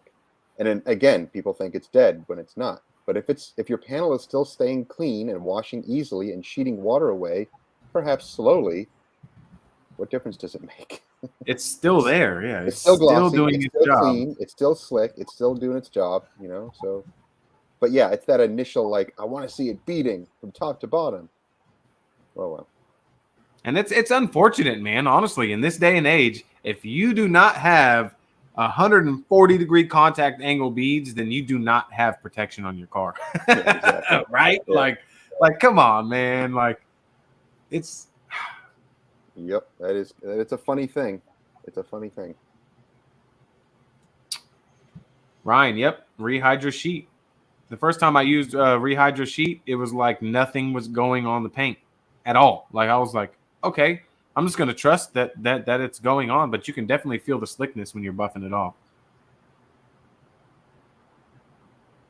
All right, Fab, thanks for hanging in. Thanks for hanging out. Go get that cherry that cherry Coke. I mean, Pepsi. Sorry. Hey, wait, Fab, before you leave. Wait. Yeah, so this is kind of, there was like 2 or 3 talking points that I really wanted to cover. The announcement of the Hydra was one. The second one is, as everybody knows, I got to do a tour of the South, and got to meet with Phil. Phil was the last of the horsemen to that I asked, but he was also the last person to agree and sign up for. We are thinking that maybe next year at the Southern Detailers Convention in Kentucky, Phoenix and the Four Horsemen are going to show up and do a booth. We're going to do a booth. So we're going to have all 5 of us in one place down at the Southern Detailers Convention. I got to set up everything still. It's I'm probably announcing this way too soon, but hey, I want to get that buzz moving and going. And like I said, like the camaraderie and brotherhood is real. And we all want to hang out, meet you guys, and then go somewhere afterwards and drink whiskey and eat great food. So that's what's on the agenda for Phoenix. Hydra and the Detailers Convention with the Four Horsemen. Boom. There you go. Fab, he said he was down. Apex said he was down. And you 2 horsemen are definitely down. So we're going to make it happen. Oh, yeah. That's going to be, I mean, can you picture it? I mean, I think we'll break the internet, to be honest. I think so. Everybody, all 4 of you guys can do your own live stream. It'll be fantastic. And then if I can, I'm going to try to set up, I don't know the cost involved in all of this, but if I can set up a QA panel, that would be cherry Pepsi. That would be something. That would be pretty cool. I mean, they had that there. They had like a big panel. Of course, it was, I don't know if it was Auto Geek or Rag Company or somebody big with much deeper pockets than Phoenix. Yeah, had a big screen there, and they were chatting and doing all sorts of stuff. We can still do a smaller version of that at your own booth. Right. If anybody wants to attend, we'll be down at the Holiday Inn Express conference room, 3 blocks down. Come on over. The after party starts now. That's right. Yeah. That's right. Hey, 404, I thought I answered that question. Yeah, I think he did. The Car Pro Lift. I did. Yeah. I didn't. I don't have Car Pro Lift yet. I haven't tried it. I have so many gallons of other things I got to go through first.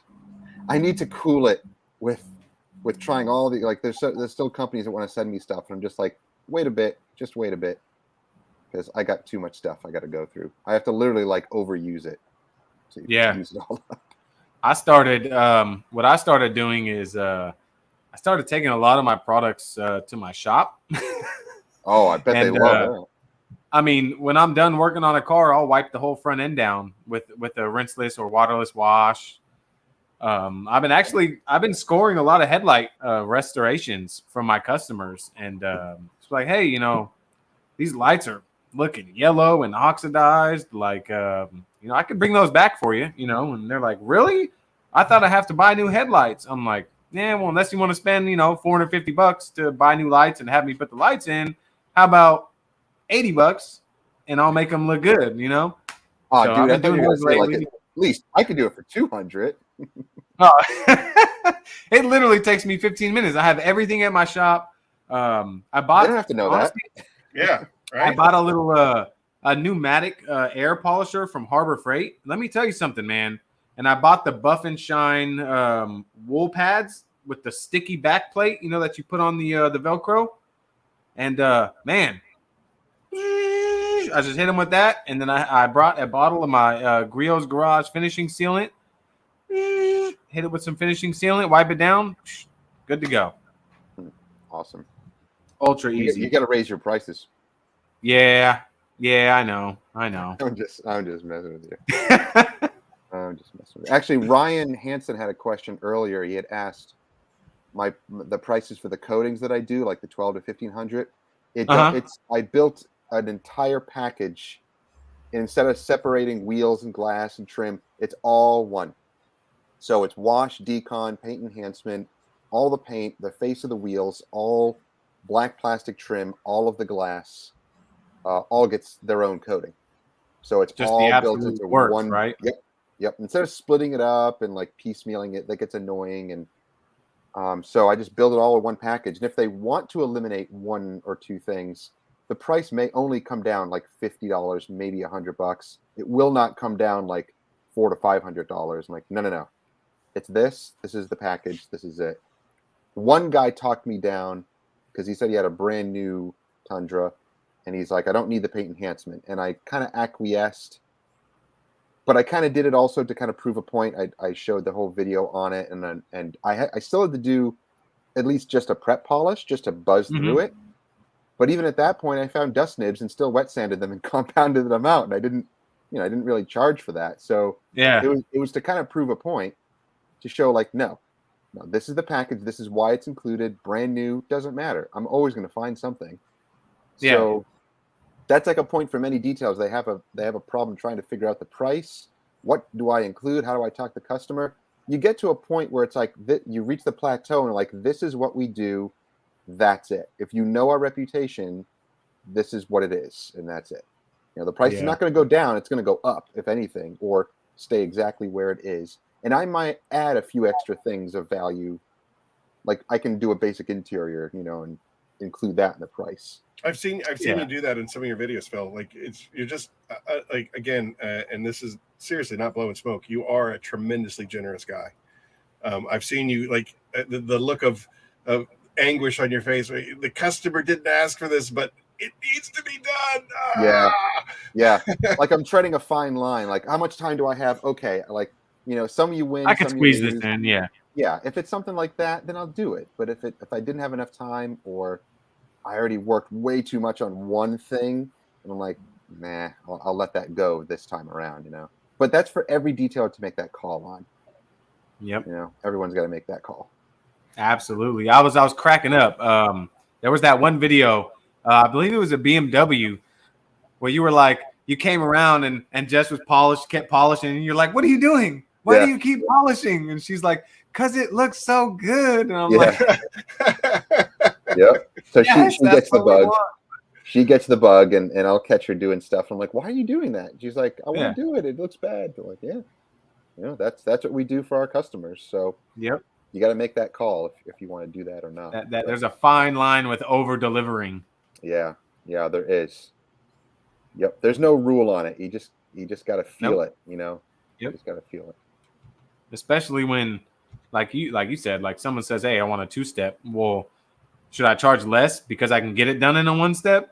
No, absolutely not. Like they're because that one time where they're paying for the 2-step, you're gonna do every bit of that 2-step on that paint. So the ones where you can get away with it, man, you got to take those when you can get them, man. You know what I mean? Like, I compare it to like a surgeon. A surgeon's always going to warn you about things, and they're like, I don't know. Once I get in there, I might have to do a lot more. We don't know, but it could end up where they go in there and they're like, oh, this is a lot easier. We cut this out. Oh, it's good. Like, an 8-hour surgery is now like a 2-hour surgery. Recovery time is faster. Like, is the doctor going to charge less? No, absolutely not. No, it doesn't matter. Like, he ended off early. You're in better, you're better for it because it was less. And like, so it's like, I've seen analogies like this where it's professionals who have spent years and years and years, or decades and decades, to perfect their skill to do it quicker than anyone else, but also to do it better than anyone else. That's what you're paying for. You're not necessarily paying for that service right there and then. You're paying for all the years to be able to get up to that point that you've spent to perfect it and make it what it is. Exactly. Exactly. You see a lot of professionals do that. They talk about that a lot. Some of them kind of toot their own horn and kind of boast a little about it, but you see that there is truth in that as well. They've spent the time to do it. Absolutely. So Mark's question, before I touch on your question, Mark, real quick, the same thing goes with mechanics, Phil. So, I've got years in experience. If it tells me it's going to take me 3 hours and I do it in an hour and a half, you're paying me the 3 hours for my experience and my tools. You don't understand the 20 years that I've put in to be able to do this in an hour and a half. versus 3.5 hours. So Yeah. yeah, it's totally and not mess up your car and not mess up your car. You're getting sure, newbie.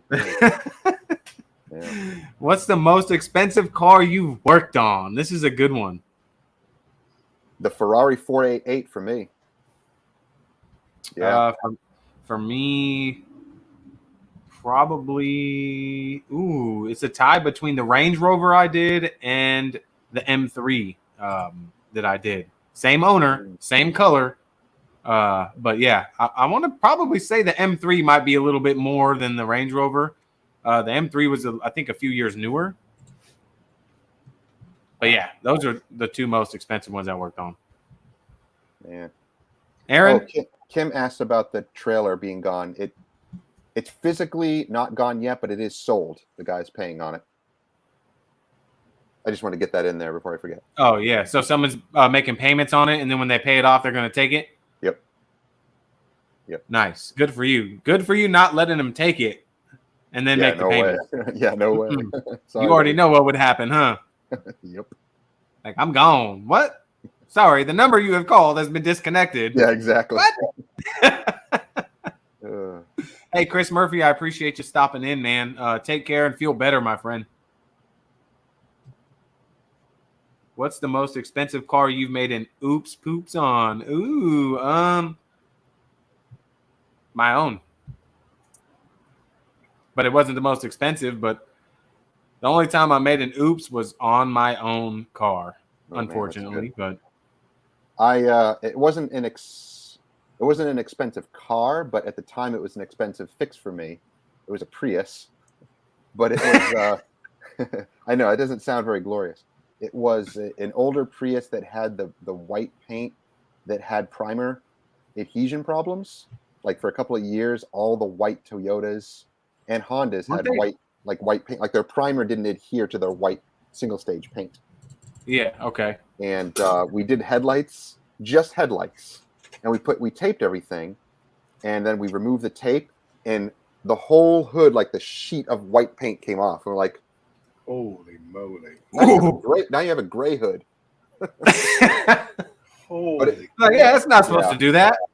Oh, that was a crappy day, but at least at the time there was guys who did mobile bumper painting, and we were friends with them, and they did it like at cost. It was only like maybe $200 that they charged us to do it, and we just fixed it and we're done, and that's it. We just paid to get it fixed, but that was a bummer. But at least we never did any major damage on anything, on any car. I had a close call with trying to put a Mercedes, like this really nice Mercedes, into park. It had the stupid buttons on the, to shift, and I didn't press the park button all the way in, and I got out, and it started to roll, and I jumped back in it, and one of the customer's kids saw it. Like it was this little girl that saw it, and she goes like trying to call me out on it. She's like, "Hey," and I'm like, "It's all good. It's fine. No, it's nothing. I did it. No, you're good. Shut your little mouth. Like, shut up, little girl. Shut your mouth. They'll never find you. Little girl. I did that. Where's that Tron mask at?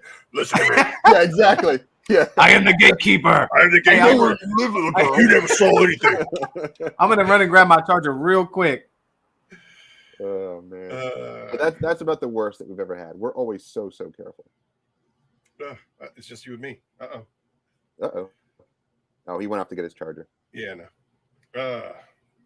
Yeah, but at least good thing we haven't made any big mistakes. We're always just so careful. Yeah, you guys really are. So first and foremost, I always make comment on this just because, but as far as I'm concerned, you have set the bar as far as video quality is concerned. You've got to be one of the best content creators out there in this genre. Absolutely. Really? Yeah. And one, you're energetic. Two, I've told you this when we met. I was like, first of all, you look like a superhero. And you sound like you should work in radio. So you got that going for you. You got great video quality, great voice, great look. So right out of the gate, you're ahead of the majority of the pack. And then your content, your information, your knowledge, and then and this is probably more than all 6 of these.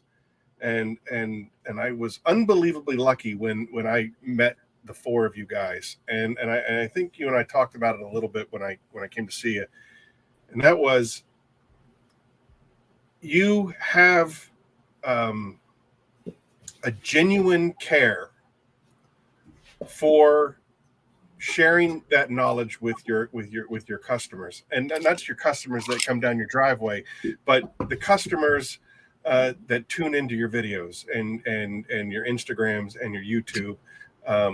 You have a genuine care for those people that you want to share with them the very best information.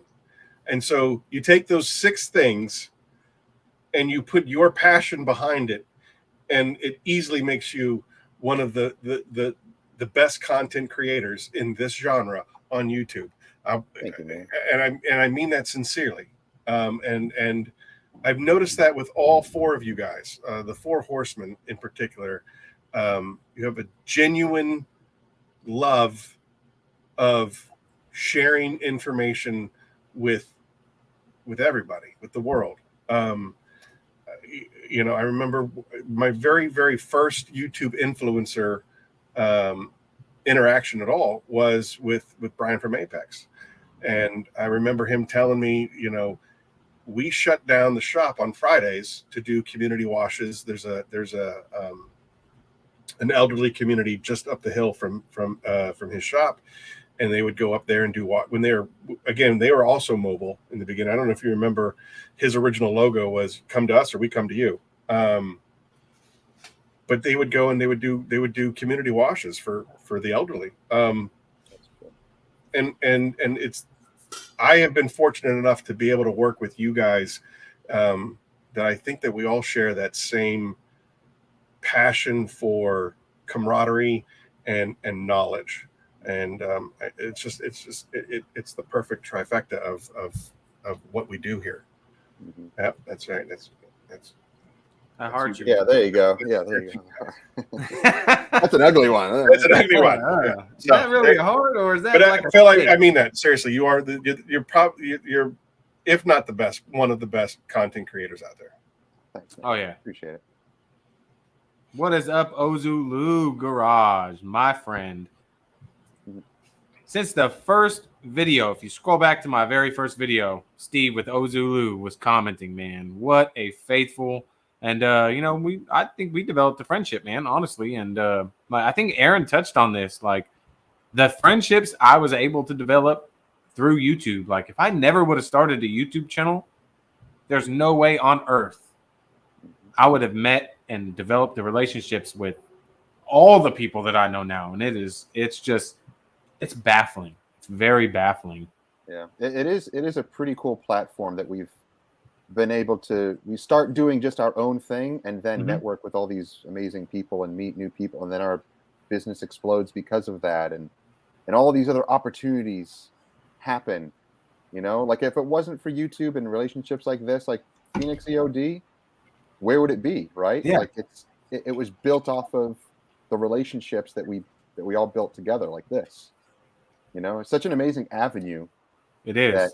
It's like roots. Yeah. The roots grew. It's incredible. It really is. So it's like, thanks to YouTube for building a platform like this in a community that we can do something like this. It is incredible. It is. And a lot of people are thinking right now, you know, TikTok is taking over, you know, and it's like, what's that leave YouTube? Where's YouTubers at? You know, everyone. Well, TikTok needs to do something exactly like YouTube, though. Yeah, it sounds like they can catch up to YouTube, but YouTube's been doing this longer. Yeah, their platform is perfected, and TikTok is nice and everything. Don't get me wrong, but I have wasted so many hours looking at stupid TikToks. They got you. They do, because you get hooked on, you know, and that's how I found like Jamie and Perfect, Detail USA, like a bunch of those guys. I'm like, oh, these guys are awesome. So it's like they have their little niche on TikTok, and they do have YouTube also, but they're blasted on TikTok, you know, focusing on TikTok. Yeah, and I'm sure that may plateau? I don't know. You know, every company they'll plateau and they got to do something else. They got to change. Like YouTube did it. They changed. They monetized people. They help people. It's become a second business or even a first business for people. Yeah, just as Pan.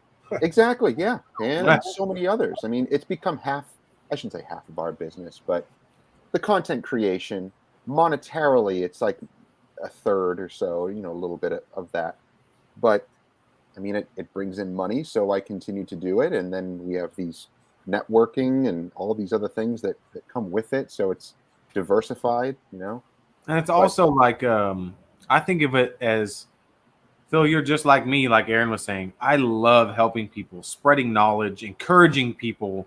Mm-hmm. So it's like, not only am I getting like, yeah, I'm benefiting from YouTube, but at the same time, I'm benefiting more. It's more than just making money. It's like I'm helping people. Like I'm truly helping people. I mean, and that's my satisfaction. I love helping people. Like I could get flooded daily with messages. I don't. Here and there, I get people to DM me. What do you think about this? What do you think about that? I say, you know, I'll help to the best of my knowledge. I don't know everything. I'm not perfect. I'm not a professional, but hey, man, I'm here to help where I can, whenever I can, you know, and yeah, I may not have 10 million subscribers, but if I reach out and I touch one person and help them, that's all that matters. You know what I mean? So yeah, that makes a big difference. I've been getting a lot of calls, emails, messages and stuff, DMs and messages of just random people that some have commented, you know, that I recognize, and then some that I don't, but they'll just come in and say like, hey, I wanted to say thank you for all your videos. Like, you don't know the impact that a few of the videos have had, or the whole channel as a whole. Like, I just keep putting out the videos and trying to share as much as I can. mm-hmm. But it's interesting to see that it's really changed people's lives. Like, I've had people that have told me they've quit their jobs, went detailing full time because of following our channels. Exactly. Like, specifically, they said, like, I watch yours and yours and yours, and they've helped me actually make a business that I'm paying for my family and making money and all that. Like, quite a few people. I'm like, that's like, I didn't know that was happening. Yeah, I have no idea. I have no idea that that's happening, but it's having a huge impact on people. And when you hear that, that's really encouraging. Like that really fortifies me to like, well, I'm touching somebody's life. Like I'm making a difference in somebody's life. Like it's bigger than I thought. Absolutely. So that's really cool. That's another thing that's like a bonus. You know, that's a bonus to have people reach out to you like that and say that. It feels good. It makes me feel really good, cool. Man. Yeah, it's really cool. So I'm glad that we're able to do this and help people in this way to make their own business, you know? Yeah, absolutely. Awesome. Especially with the amount of, I mean, I think we can all agree that there's a lot of channels now that are into these just, okay, first wash in 40 years, you know? A lot of people out there are doing detailing videos. Not saying that they don't do good work, but they're doing it for the views. They're not doing it for what we try to do it for. I'm not bashing anybody because hey, they're getting 300,000 views on your video. Hey, I watched the video. It's cool. Sure. You're helping. You know that again. If that's what works for them, that's your content. Exactly. But you know that if you don't mind me interrupting you completely, sorry. By all means. That kind of dovetails into, you know, how do you feel about like those torture tests and things of that nature? I'm kind of skeptic on the whole thing as far as torture tests because I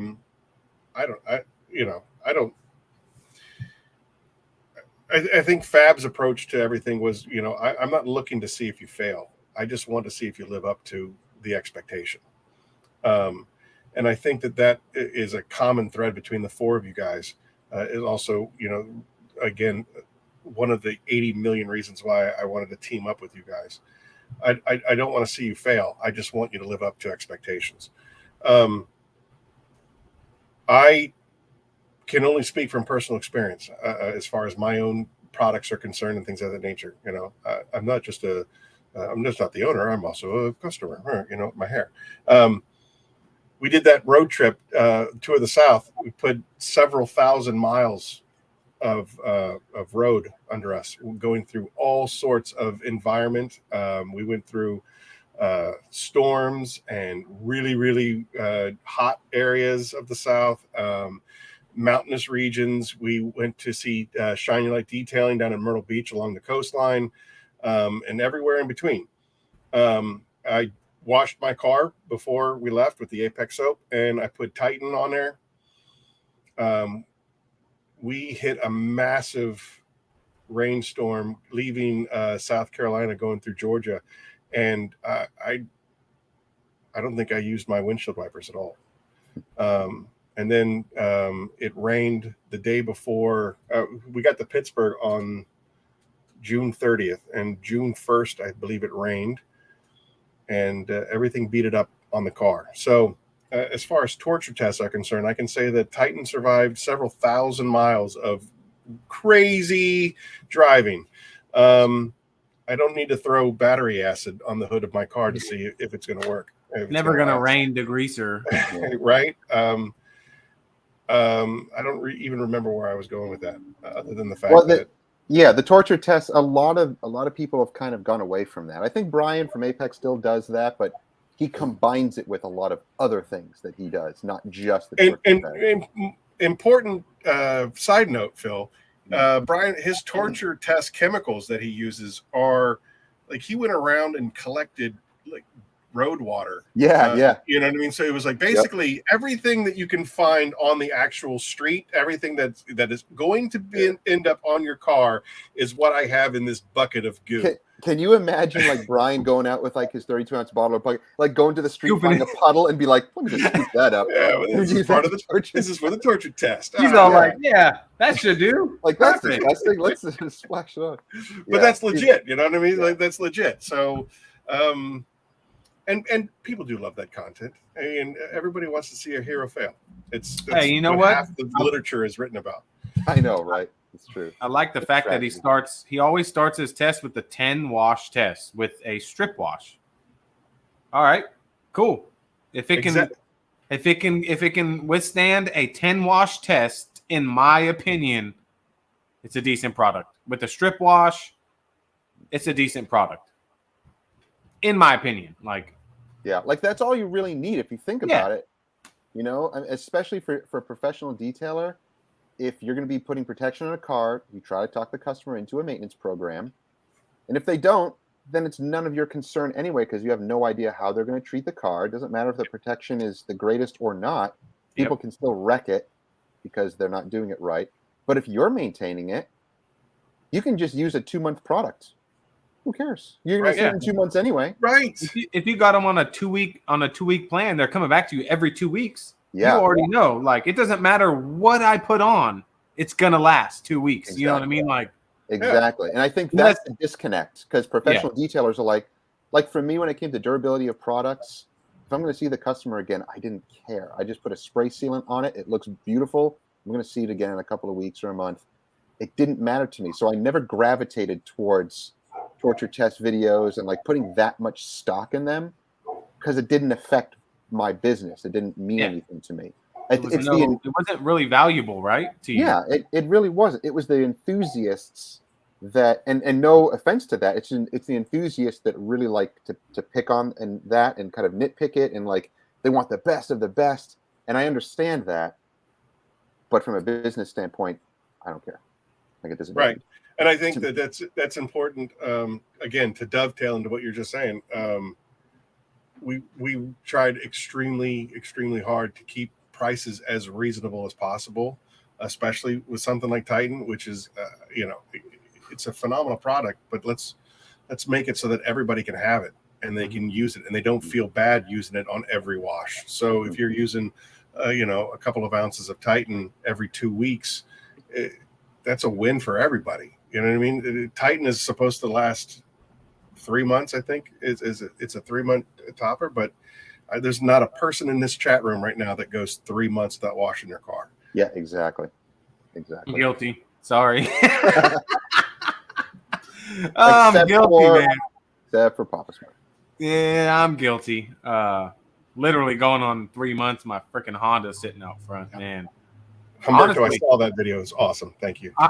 I have been honestly, I have been too busy. And my plan was, like I said, I was going to get up this morning and I was going to wash the Honda because it's nasty, but it's too hot. It's too hot. I've learned my lesson. If I don't wash it tonight, then I'm going to have to get up tomorrow morning at 5 o'clock and I'm going to come out here and wash it, which may be what I do because I'm probably going to set everything up tonight. I'm going to hook up my hose. I'm going to get my wash bucket set up so I can wake up, pour my coffee, come out, turn on my smooth jazz, and wash my car. That's probably what I'm going to do. Oh, that sounds nice. Yeah. I've been loving smooth jazz lately, man. Just, oh, man. I'm into jazz and like chill, like just instrumental stuff, just background. It's like calming and Elevator music. One of my customers came in yesterday morning. You know, Saturday mornings they start really slow at the shop. Everybody's asleep. Don't nobody want to wake up on a Saturday and bring their car into the shop. So I always turn on my jazz and I'm just kind of pulling cars out, kind of, cleaning up a little bit, getting ready. And one of my customers was like, "Who's playing elevator music?" I was like, "Don't be hating on my smooth jazz, man. Don't be hating, man. It picks up around noon. I'll turn on the jams, but oh, Billy, jazz is groovy. Cash. Bill, do you get that reference? Somebody has to get that reference. I remember that. Oh, Billy. No, nothing. Anybody? Was that Cable Guy? That is Cable Guy. That is correct. I remember that. Please hold.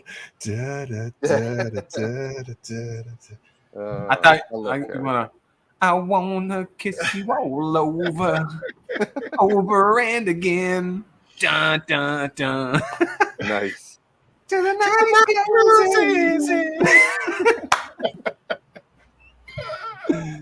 Where can you get this on a live stream, guys? Come on now. Oh my goodness. In a bottle. Who's ready for another giveaway? That's what I want to have. Let's do that. Yeah. Well, you know what, guys? I gotta go. I got dinner waiting. Phil, you've only been here for 2 hours. I know. What's another hour amongst friends? I know, right? Holy That's all right, Phil. Hey, I appreciate you taking 2 hours out of your day to hang out with us. It's 7 p.m. over here, and I haven't had dinner yet. What? And not only that, but like, talk about what a guy this guy is. I called him at like 11 o'clock this morning. Like, "Hey, Phil, I got this crazy idea," and he was like, "You son of a bitch, I'm in." I'm in. I was just gonna be sitting like playing my retro games, but Nice. I'd rather do this. Huh. Well, it's much appreciated. Everybody, take the time and say farewell to Phil. Thank him. Make sure you go check out his channel on YouTube if you haven't. I'm pretty sure everyone in here is subscribed to your channel. If not, go over, check out Miranda Detailing on YouTube. Subscribe. Soak in the knowledge. Yeah, man. I got a good one dropping tomorrow. Nice. I always try to catch up, man. I don't always get the chance to comment, but literally your videos, Fab videos, and Rad videos, all my fellows, on Saturday mornings, I'll sit out, have my coffee, and I'll get through as many as I can. Sometimes I got to come back and finish them, but it's like Saturday morning cartoons. It's Saturday morning detailing videos. Yes. Exactly. Every morning. Awesome. All right, guys. Thanks, brother. Good to see everybody. All right. Well, Gatekeeper, have a good night. We'll catch you on another one, Phil. All right. Take care, guys. Take care, brother. See you, Phil. What a guy. What a guy. Oh, my gosh. Oh, my Lord. Okay, we'll go back to this view. Yeah, I like that better. Yeah, this view is better. No one wants to see me. All right. We still got 45 people in here after 2 hours. Are you kidding me? Who's ready for a giveaway? Whoop, whoop. I am. I think we're talking about Kraken, the latest and greatest product of Phoenix E.O.D. is the Kraken. Let's talk. All-purpose cleaner. Let's get Kraken. Is there anybody in here that does not know about Kraken? Yeah, let's start there. I am. Me. Larry's ready. Miller. Ooh, yep. Everybody's ready. 322. Mark. That's Let's not going to work, man. B&B. Cash not giving this one away. Jamie, I agree, man. Phil is the GOAT. I mean, you don't come across people much that have so much experience, knowledge, and is willing to just share. And is just such a down-to-earth guy. I mean, you just can't beat it, man. I was, you and I probably talk at least once a day. If we go a couple of days without talking, there'll be an email or a text message. Hey, you okay? What's up? Haven't talked to you in a couple of days. So I think that we have a really, really we have a really tight relationship, and same with Brian from Apex out of Proxy. I get to, I have lunch with him pretty much every other Friday. Drive up just to see him at his shop, and we have lunch and hang out. And not to knock from anybody, but just he is my Yoda. I'll sit at his feet and just learn as much as I possibly can from him. And again, his willingness, like there aren't any like, oh, this is a detailing secret, so I can't really, I don't want to show you something. It's like, I will teach you everything, baby bird, anything you want to know. So I have a really close relationship with him, and the same thing with Fab. We don't talk nearly as much as you and I, but we've grown really close over the last, especially over the last year, working with you guys. Oh yeah, but and Phil honestly, we talk more. Sorry, I don't want to cut you off, but let's be real. We talk more about food and grilling, and 100% than we do detailing. So we rarely talk shop. Yeah, we rarely talk shop. Very rarely. I would say 85 to 90% of the time, we're talking about food, grilling, recipes, all the goodness, booze, and then there's that 10%. Okay, hey, let's talk about this. Okay, yeah, we'll do that. All right, cool. Yeah, 100%. So Phil, I always felt like the exact opposite. With Phil, I pretty much only talked to him about shop. I would call him and we would talk shop. Like, hey, what do you think about a mineral remover? What do you think about this coating? What do you think about this wax? What do you like technical terms and things of that nature? Yep. Cash is 100% part of my support group. Absolutely. He's just he's that guy. He has physically been in the trenches, and there's a camaraderie that happens regardless. That spans. Sure do, man. I connect the world. I connect with anybody I can. But with Phil, I always felt like it's like all we do is talk shop, and my intent on going down to see him last month. Last month it was June 25th. Last month, I just wanted to get to know Phil without all the shop talk, and so we got there. We talked a little bit of shop, and then I took him out to dinner, and I just got to know Phil. Unfortunately, his wife was under the weather at the time, so I couldn't hang out with Jess, but I got to hang out with Phil, and I totally, I geeked. It was a fanboy moment. I geeked out on him, and any kind of shop talk that was going to happen, it was just gone. He turns out that he's into sci-fi, and that is a big button for me. Oh, let's talk about sci-fi. You know what I mean? And just go off the charts that way. So, for me, that was a real gem. To get to know just how great of a guy he is. The camera wasn't rolling. There was no show. It was just Phil. And he's as genuine as I had always imagined that he was. Every interaction that you have with him on the phone, he's a genuine guy, and he's this. And then sometimes people are different when they're not on camera. People are different when they, when it's behind the scenes, and behind the scenes, he's even more generous and gracious of a person than he is on camera. So that was a real treat for me.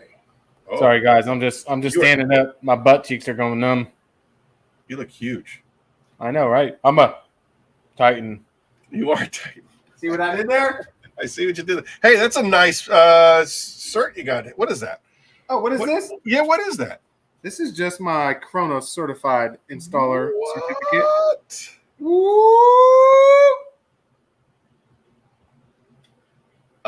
Amazing. Keep it up there for show. But I saw Ozulu in here.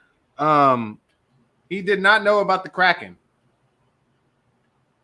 So Ozulu, what a great guy. I'm telling you, Aaron, this dude is a great guy. I will vouch for him. Yeah, I need a Viper chair cash. I am not spending $500. If they want to send me one, I'll take it. But Ozulu, Kraken, multi-surface cleaner. This stuff is absolutely legit. And I'll even tell you guys, because let me see if I got it up here somewhere. I have the original Kraken. Yes, sir, you did. That was The original. Yeah. And it's just as good. I saved this. I only use this on my GSX. I wiped down the interior with it, and then I put my protection on it. Yeah, All so cleaner. it's funny that you know, it was one of those things where in this game that I learned, especially working at the old place, working at the old place, it was always about, you know, what's next? What's the next product? What's the next product? What's the next product? And I'm like, hey man, we just released this last week. You know, like, what's the next product? So we decided collectively that we were going to launch Titan first, and then the Four Horsemen. DD, bye DD, and bye DD.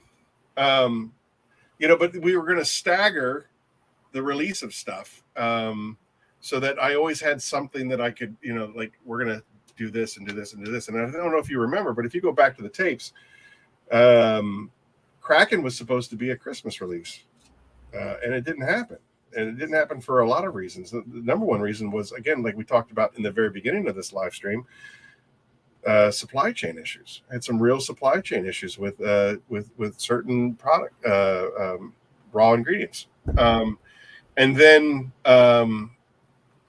another avenue that we've been pursuing outside of the detailing world, we got really cranked into that, and so as a result of that, that's when Chronos and Immortal jumped in line, and we launched Chronos and Immortal around Christmas time instead of Kraken. And then Kraken was supposed to be an Easter release, and that again, it was impossible. We weren't going to make it by Easter with all the stuff that we had to go through. And now most of you that have already gotten Kraken know that it was supposed to be, this is a little embarrassing for a company, a fledgling company. It was supposed to be green apple scented. I think a bottle that you had in your hand is green apple. But yeah, again, this one right here, right? Yeah. Due to a massive supply chain issue, I can't get green apple. So we ended up going with like it's a light mint. It's called, I think the official term is Mandarin green tea mint, which is still nice and pleasant, but it's not what I wanted. Mm-hmm. But then it was kind of like, all right, well then you can push back the release of the Kraken another 3 months, and hopefully we'll get it by then. Or we roll with it, and I don't think that that was worth you know, the scent was worth the wait. I wanted to get something out there. We needed to release the Kraken, so we went with green tea mint. And so who asked the question about they haven't heard of Kraken yet? Ozulu. All right, so Steve. His name is Steve. So when we started out with the for me, again, going back to, do you remember the Simpsons episode where Homer got to build a car? And he was like, here, you just design whatever car you want. And he was like, I want a horn here, I want a horn here, I want a horn here. And he was being Homer Simpson. Well, it's the same thing with Kraken. Well, what do you want it to do, and how do you want it to do it? And give me a magic wand, and well, this is what I want. And one thing that always bothered me was when somebody puts a label on their chemical that says all purpose, and it can't be used everywhere, then that's not really all purpose. It's kind of like I think the term they switched from all purpose to multi-purpose. Oh, it's a multi-purpose cleaner now. You can use it on hard surfaces and that's it, or you can use it on glass and that's it, or whatever. I wanted my all-purpose cleaner to be all-purpose, and in doing so, we made it like a super concentrate, and we made sure that you could that it had the functionality of doing what it needed to be done based on how you dilute it. And so what I did was I created the Kraken kit, where it comes with the concentrated bottle, and it comes with an empty bottle and a dilution chart, and you can make the dilution to whatever strength you need to get that job done. We consider 1 part Kraken to 10 parts water your ready to use formula. You can pretty much use it everywhere at 10-1. On Tim from Shine Your Light Detailing, he just did a rim test between a couple of competitors, and it cleaned the rims better than the other two chemicals that were designed for rims. It cleaned better than those, and it's safer, right? And it's safer. Yeah, like I said, it's a pH 9.5. So yeah, it's tremendously safer than a high pH wheel cleaner. So. And then, going up the scale, you can do at 20-1, where it's like 1 part Kraken, 20 parts water. You can do headliners. It's so safe that it's not gonna break up that adhesive that holds the little foam pad. Everybody's fear of cleaning headliners is, I don't want to oversaturate. I don't want a chemical so strong it's going to literally disconnect the headliner from the glue. Right.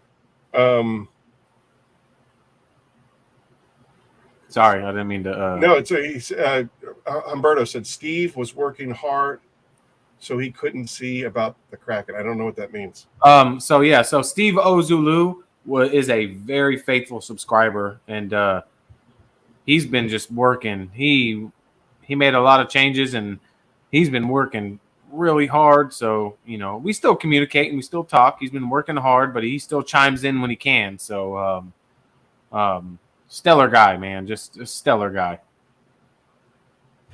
So, so that's the long and skinny of the Kraken. It's an all-purpose cleaner that was designed to be used on whatever job you need. I can tell you, we had a dog that had a little bit of an accident upstairs, and 4-1 on the carpet. It took care of it like it was nothing. It didn't bleach the carpet. It didn't stain the carpet. It cleaned it. It didn't leave a white residue behind. Like a lot of APCs will leave that white caustic residue behind. Yep. Sprayed it down, let it sit, used a brush, came right up, wiped it up with a microfiber towel, move on with your day. It was that good. So again, and then you have an empty bottle. You can dilute it however you want, whatever you want. That's entirely up to you. For me, I try to have fun doing whatever. I like to experiment. I think a lot of the guys and gals in this group, they like to experiment as well with their dilutions and chemicals and stuff like that. And so, that's 100%. Mark, 100%. It's not going to bleach anything at all. I will say though, start at a 10-1 ratio. The white lettering on turn signal switches, window switches, controls, the dash controls, I feel those are a little more durable. But when you get to like the turn signal switches and like the window switches, those things are finicky. I'm talking even the safest cleaner. I had a problem even with the P&S Express interior cleaner, which is supposed safe on everything. if you run it straight and you scrub hard, you will remove that lettering. So just be mindful when using it. Yeah, So, like my barber always says, you can always cut more, you can't cut less. exactly. So I would start at a very, very minimal, and then you can always add a little bit more concentrate into your bottle that you already have set up to make it a little bit stronger until you reach that. You basically, the way that I look at it is raise it up until it meets the job requirement, and then stop. You don't need to keep adding more. Like, what I mean? Just keep adding. All right, it's not working. It's not working. Oh, now it works. Stop. There you go. Larry, that's a great question. I'd like to check off most of the boxes before I go back and try to reinvent the wheel. Obviously I would love to have a heavier compound at some point and things of that nature. But I'd like to check off the boxes, and there are a lot of boxes to check off first. And so as far as, Papa Cut is concerned, it can compound 80% of what you're going to find. And it's also very pad dependent. So if you need to get more cut out of it, use a firmer pad. And you need to get less cut out of it, use a softer pad, obviously. So I think that product is very versatile for that. I think that the polish, again, same thing, pad dependent. You can clean with it if you have to, but you can also jewel with it using a softer pad. Again, Hydra is the next in the lineup. I don't know if you were here earlier when we talked about the mineral remover, basically something to be able to do to complete the ceramic lineup, so that everything that you need to apply the ceramics and maintain the ceramics and maintenance of ceramics is something else that we'd like to work on. So I hope that answers your question. Eventually,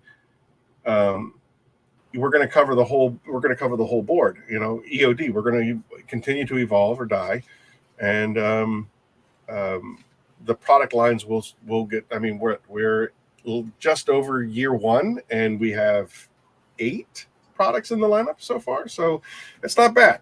It's growing smooth. Yeah. So Mark said, "What's the difference between the advantages of Kraken versus Super Clean?" All right, I'm going to speak on this personally because I've used Super Clean for years. Super Clean's great, but it's very strong alkaline cleaner. It can leave residues if used too strong. It will burn your nostrils when you use it. I'm not gonna lie, it's happened. Do I still use it? Yes. Kraken is a lot safer, but has just as much cleaning power, especially at 10-1. Like, I am a firm believer in Super Clean. Don't get me wrong, and this is where I'm completely transparent.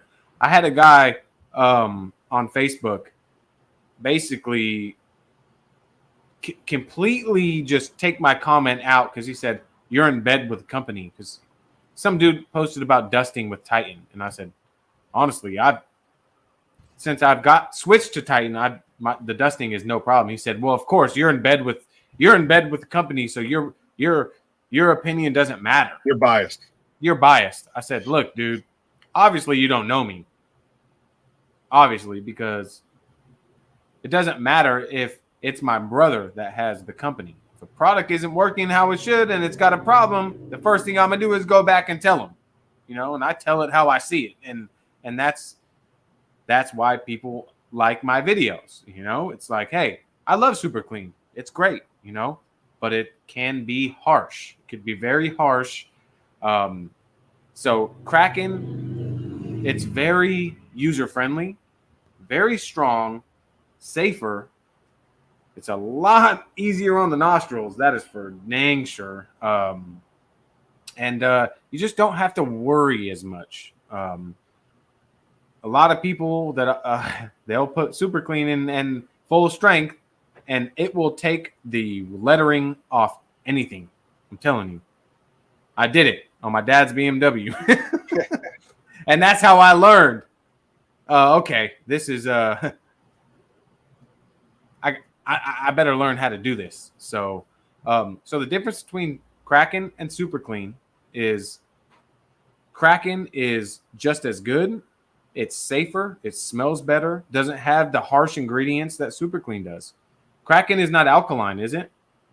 It's slightly alkaline. pH neutral is 7. Okay. And the lower the number, the more acidic it is. The higher the number, the more alkaline it is.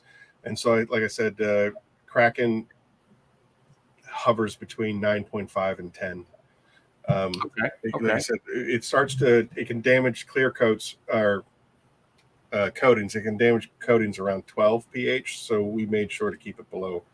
I'd be interested in knowing what your Super Clean pH is. It sounds like I'm actually interested too. I mean, I'm speaking as just using both.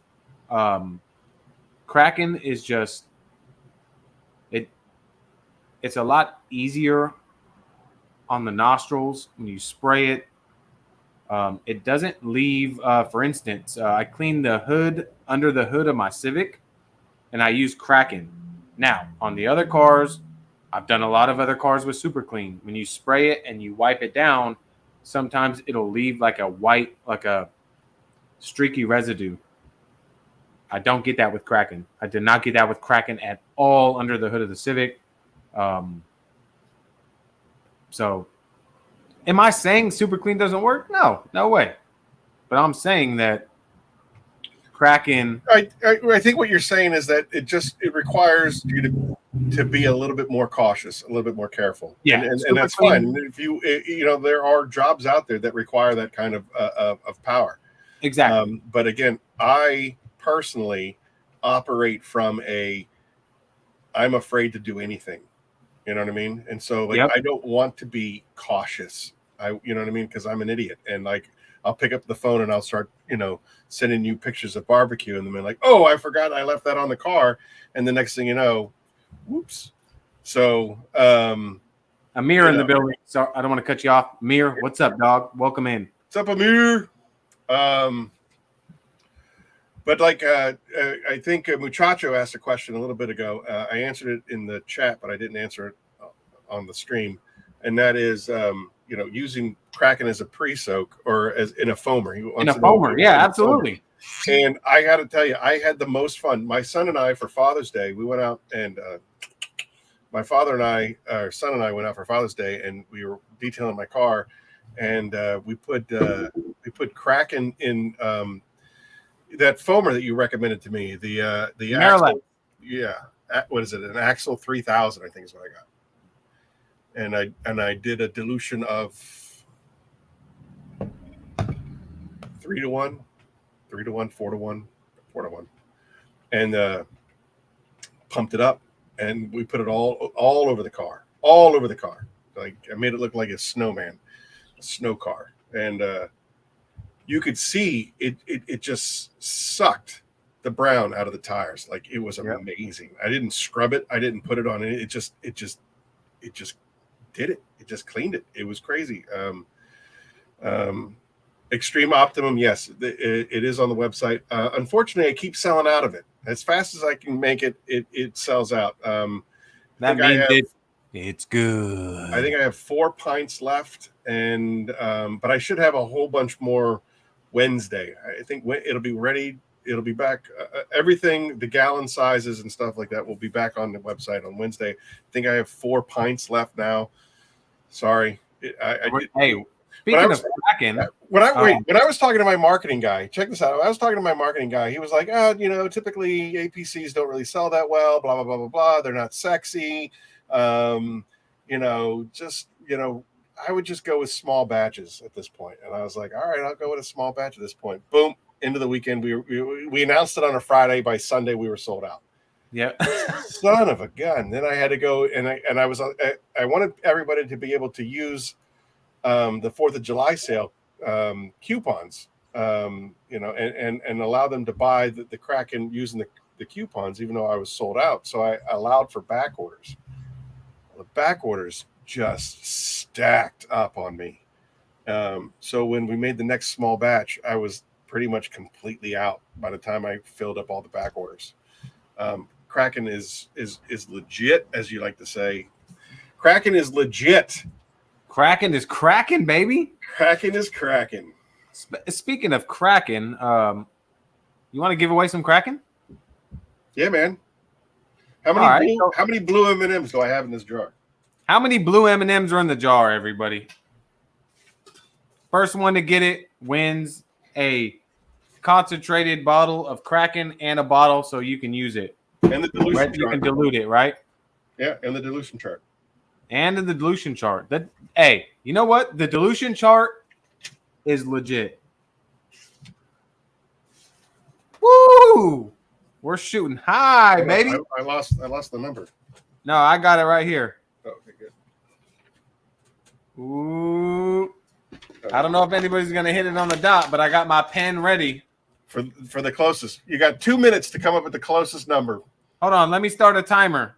Let's do 3 minutes. 3 minutes. All right. At 7:33, if you don't hit it, that's what you got. Start. All right, start a timer. Let's see. Who's gonna get it? Ooh.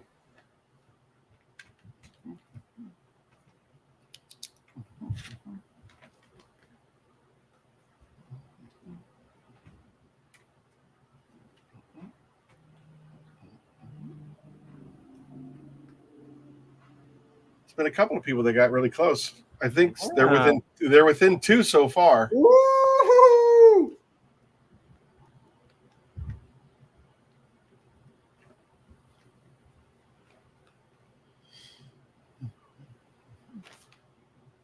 Oh, sorry. Oh, we got it. Muchacho got it. Muchacho. Wait, no, he didn't. No, he didn't. Nope. No, he didn't. Nope. No, he didn't. Nope. Wave Nope. off. Wave off. Sorry. Crap. I just ruined the scale.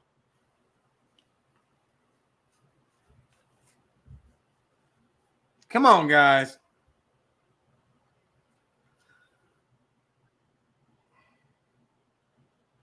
I'm waiting for it. Yeah, me too. Waiting for it.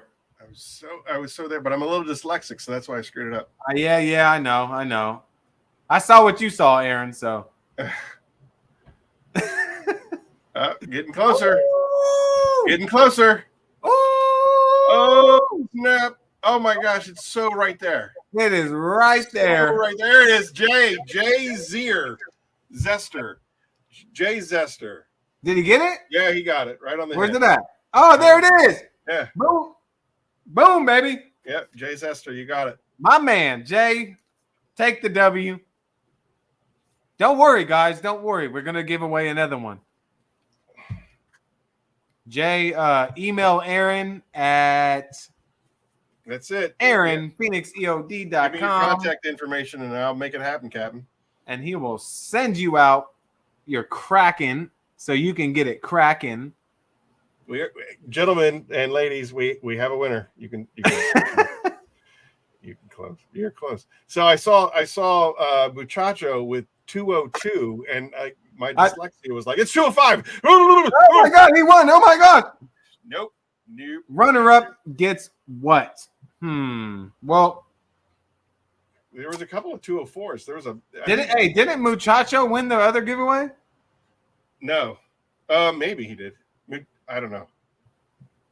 He's the person who won it already emailed me, so I don't remember. No, yeah, 317 Muchacho won it. Okay. Okay. And Miller was the first one to ring in with 204, and I was like, oh, he's right there. Dang, I think you know what? I think Miller should get some Titan, man. You think so? Yeah, I think so. All right, Miller, Papasmurf has spoken. Miller should get a bottle of Titan. Miller, have you tried Titan yet? There were others that did hit 204, but Miller was the first one to hit 204. Oh, John won the first. You're right, HM. You're right. John won the first, and then Cash got the runner-up, and he donated his Titan to Matt Duffy. What's up, dude? Don't touch the metal. That's very hot. It's hot? Oh, Yeah. okay. Come here, dude. I just wanted to give you a hug. You just want to give me a hug? You want to come say hi to everybody? Logan is the greatest. He really is. Hi. Say hi, everybody. Hi. Say, welcome to the Papasmurf live stream. You said that. I said that. We're on it. And that's Aaron. You say hi to Aaron? Hey, buddy. I love your Titan video. It's my favorite Titan video of all time, just so you know. Say thank you. Thank you. And look, all these people in here. There's 44 people in here. Say hi, everybody. Hey, Smurf family. Oh, I'll say it. You gonna be shy? That's okay. Oh. Do you like to polish the car with that? Yeah. Yeah. We did good on the Civic, huh? Mm-hmm. Sure did. All right. Did you come out here to say hi to everybody, or just You're correct, Larry. You are correct. And by the way, honorable mention, shout out. Larry is an excellent dude. I've enjoyed getting to know him as a customer. Thanks, where Larry. you going, buddy? No, we're here. All right, don't play with the fan then. Got Smurf Jr. over here. He helped me actually polish the Civic, so I had 204 before Miller, but it's all good. Larry, He's right. he's right. You know what, Larry? I guess Larry gets a bottle too, right? Yep, Larry gets a bottle too of Titan. All right, I got to write these down. So it's Matt Duffy. We're all family here, guys. Miller That and is Larry. Kill it. Kill it. It's a fly. It's a fly? Oh, That has wings. that's okay. Kill it. Kill it. Superior auto detail. Oh, you saying hi to Logan? Yeah, my son. Yeah, he's a hoot. Now, where is it? Baby Smurf. You already know it. Where's the bug? I don't know where it went, dude. Oh man, what a stellar live, man. You know what, Aaron? Talk to me, Goose. I know. You know what? My longest live was with you. I think. Are we trying to beat that? Are you trying to beat that? With Hey, me? if the clock, if the clock runs out, I think it's 3 hours on Super Bowl Sunday. Yeah. Was that 2019? No. Oh, yeah. That was 2020. 2 No, years it was ago. 2020. It was 2020. It was Super Bowl Sunday 2020. All right, everybody. We're going. You know what? We're going for the record right now. Whether y'all want to hang out with us or not, let me know if we should do it. Oh, okay? wait a second. There was something else that you and I were going to talk about with this group. So we got how many people are in there right now? 46 people. There's 45 people in here still. 45. All right. So we lost one. All right. All right.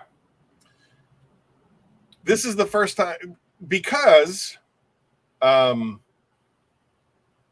it's for the people by the people, right? Exactly. Phoenix Oh E.O.D. yes, yes, Right, yes. right. You remember? I remember. Yeah. So I remember. we're gonna post it here, and I'm gonna write down. I'll probably have to rewatch this a couple of times to get it all. I can but write it we're down on my notepad. We're going to ask Plus, the we have question. another giveaway. Here. We have another giveaway.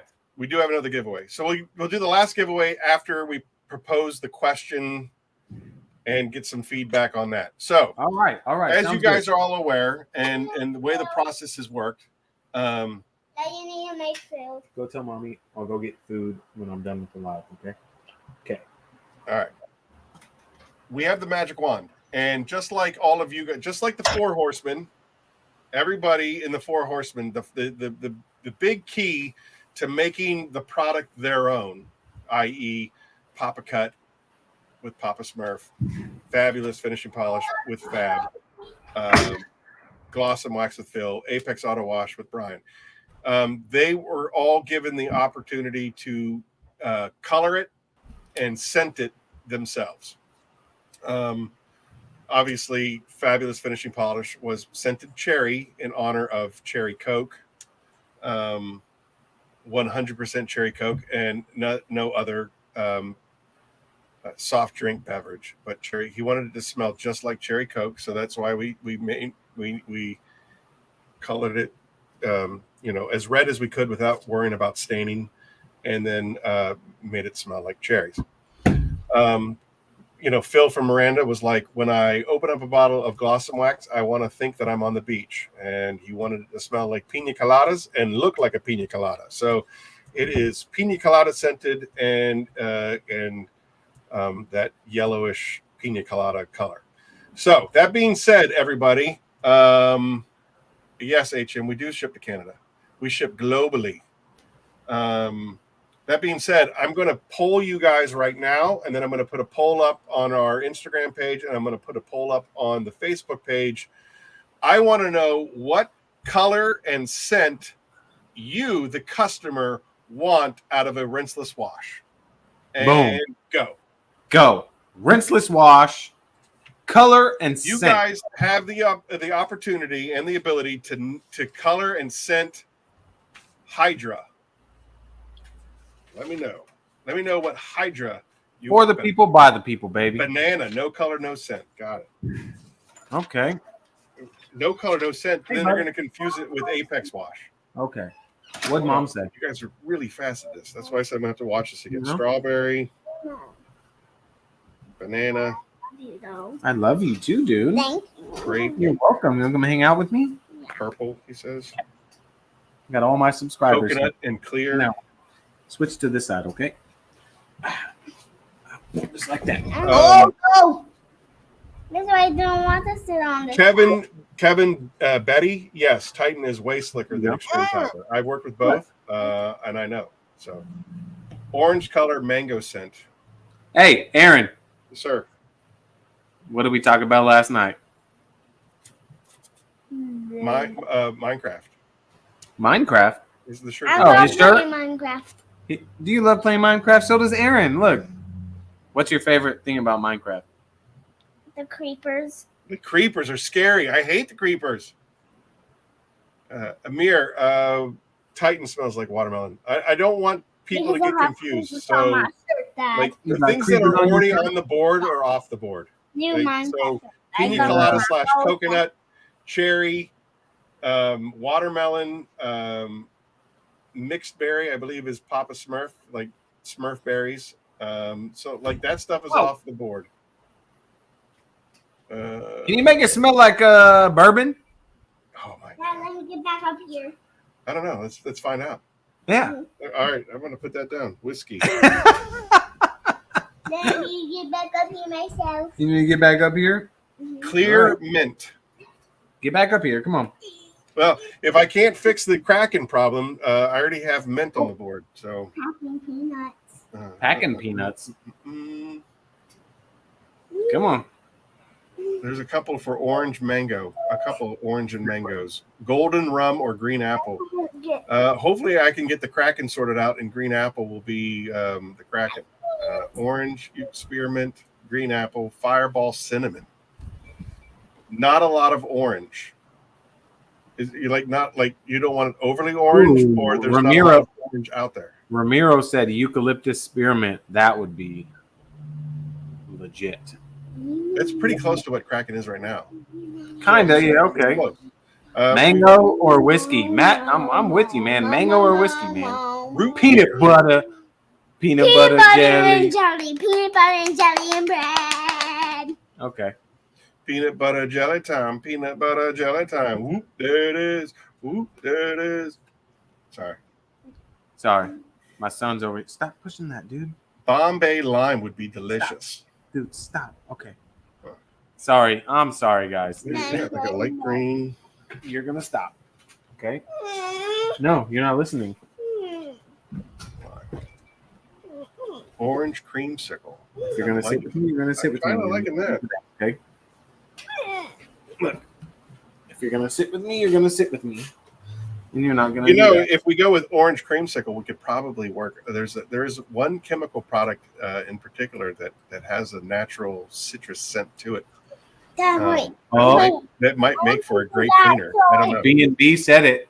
Tacos. Can you make it smell like tacos? Tacos.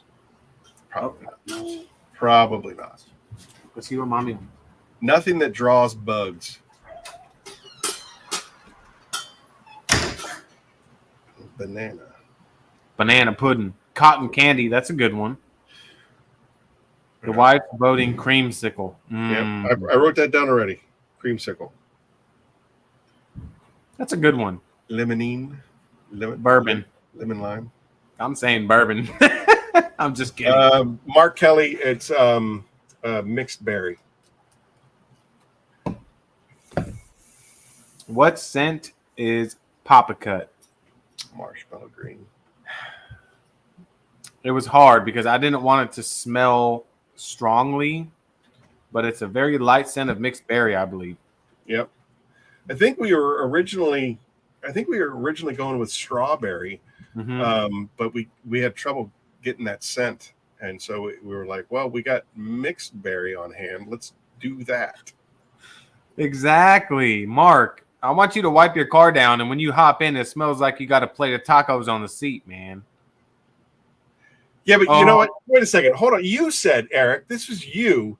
You said that those kind of scents can, over time, become very nauseating. And you didn't want something like that. You were like, it's great at first, but when you're spending 2 hours doing a detail, that those scents can be overwhelming and nauseating. And yeah, for sure. And that's why we toned down the Kraken. If you remember, that's why we toned it down, because it was going to be used in the interior, and you didn't want to be sucking in a heavy scent for 2 hours while you're cleaning an interior. Oh, no doubt. But we're talking about a rinseless wash, right? Let's be serious, shall we? Okay. VP Racing Fuel, John. Ooh. Hey, no, Muchacho, I'm leaning with you. Muchacho, again, it's for the people, by the people, so I can't put my thumb on the scale, but Muchacho, I like where you're at. I like where you're at. Hey, Robert, thanks for tuning in, man. And it's D-limonene is the chemical. D-limonene. Limonene. New car set. Ha ha ha. It's funny. It's probably out there. They probably have like a leather. All right.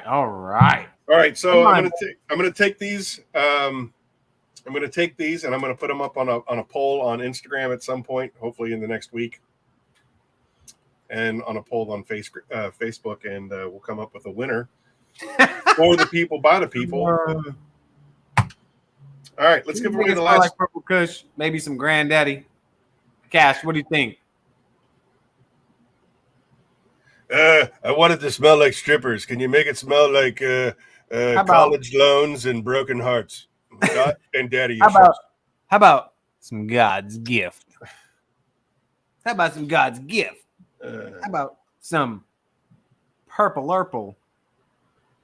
All right, let's give away the last one. If you guys have been keeping score and doing the math, you should know how many orange M&Ms are in here. Yep. First one to guess it. How many orange M&Ms, kids, for a bottle of Kraken? I got my number. And go. I got the number. Holy crap. Boom. Matt Duffy instantly. Matt Duffy right out of the gate. Someone was keeping out score. The gate. Bro. Wow. All right, guys. Don't even. All Matt right. Duffy hit it on the head first That also time. means that Cash Cool Dad gets his Titan back. What happened? Cash Cool Dad, remember he donated his bottle of Titan to Matt Duffy? Oh, yeah. Yeah, now that Matt Duffy's a winner, Cash gets his bottle of Titan back. But Matt Duffy won Kraken, so who said he doesn't want Titan? Both? What? We can let the decision be between them, but Nope, there go. Give back the Cash. Yeah. So Matt Duffy is relinquishing his Titan.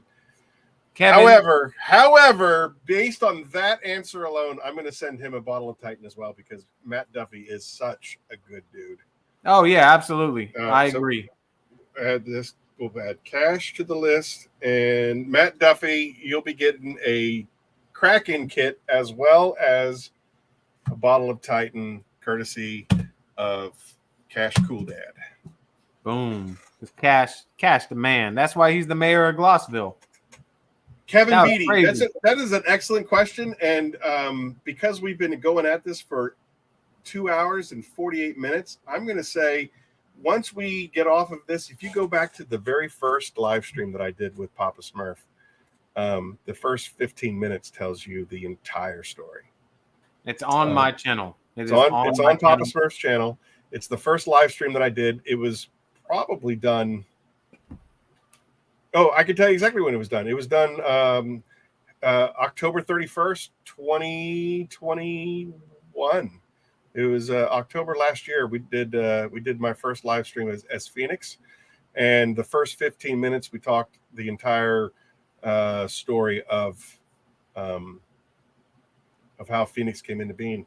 Also, I think there was another live stream that I did with somebody. And oh man, check out the difference in my beard. This is when you got mad at me because I shaved my beard. Remember? Oh, it's terrible. It was like. Who is that? Who is that? Who's the? I'm drawing a blank. Oh yeah, Samson and Delilah. When Delilah chopped off his hair and he became a weak person, I was like, oh, there goes the source of all your power, Papasmurf. Put it back. Put it back. Hey John, I appreciate you. Make sure you email Aaron. So you can get your bundle kit. Now hopefully you John enjoy gets the bundle kit. Matt Duffy gets a Kraken kit. Who's the other Kraken kit? The other Kraken kit, I think, was it Miller or Muchacho? John. It was John. John. Yeah, the winners were John. All right, I'm gonna write this down. Duo of the century. I can't believe there's still 42 people in here after 3 hours. You guys are freaking awesome. Is there anything that you guys want to ask us? If you don't remember, it was me. Brianka. That's funny.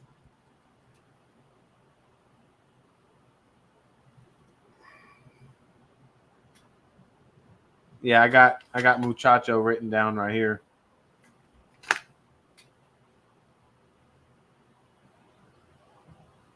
Oh, absolutely. And that's what I love about it, man. It's, everybody's chasing subscribers. Doesn't matter. Like, I could wake up tomorrow and have 50,000 subscribers, and guess what? I would still come on my lives, and guess what? I'd love to see all you guys that I see in here right now. That's it. I mean, I'm not after fame. I'm not after that. I'm just out here to help and have people join along my journey. There's other people out there that are like me, weekend warriors, enthusiasts. Do another trivia, and I'll donate the gallon of Kraken I just purchased. I do want the Chronos I ordered. So Ryan Hansen ordered a gallon of Kraken.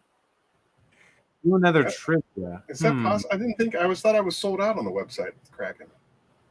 Ryan Hansen. It's back ordered. He ordered it and it's back ordered.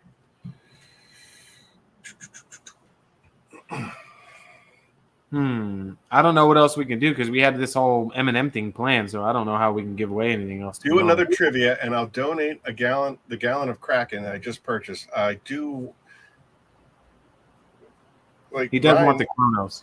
Yeah, I know, but I don't understand. Okay, all right. The bullet is starting to catch up, so we're gonna have to play this. We're gonna have to play this really slow. All right. We're going for a record here, guys. We're at 2 hours, 53 minutes. We have to beat our record, Aaron. Wait, go back. Who's asking the question? Oh, Ryan. Okay. All right. So Ryan Hansen, what do you want us to give away? I know you said you want to donate your gallon of Kraken, and that's beautiful. But what do you like? You want us to give away? You want us to give away your Kraken to somebody?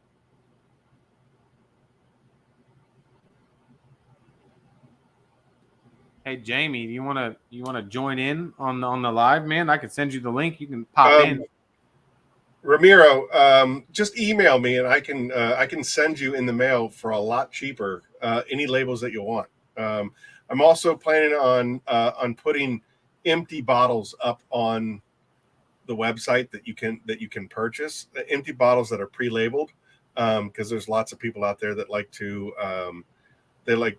dilute stuff they like to give stuff away to their friends and things of that nature. And again, I just want it to be as user friendly. You know, this is the Phoenix family. This isn't just a chemical company. So if you email me, I can mail you directly, you know, labels that you can put on whatever, or hopefully within the next week or two, I will have pre-labeled bottles available for purchase on the website, if that helps. I forgot his email. Matt, if you forgot his email, that's his email down at the bottom, my friend. Use my Kraken as the gift. No, Brian, I really want you to have it, so I will give away something else. I will give away something else, Brian, because I really want you to have it. We'll do a pint. We'll do a pint of Kraken to somebody. What kind of a trivia, Eric? What kind of trivia question do you want to? I mean,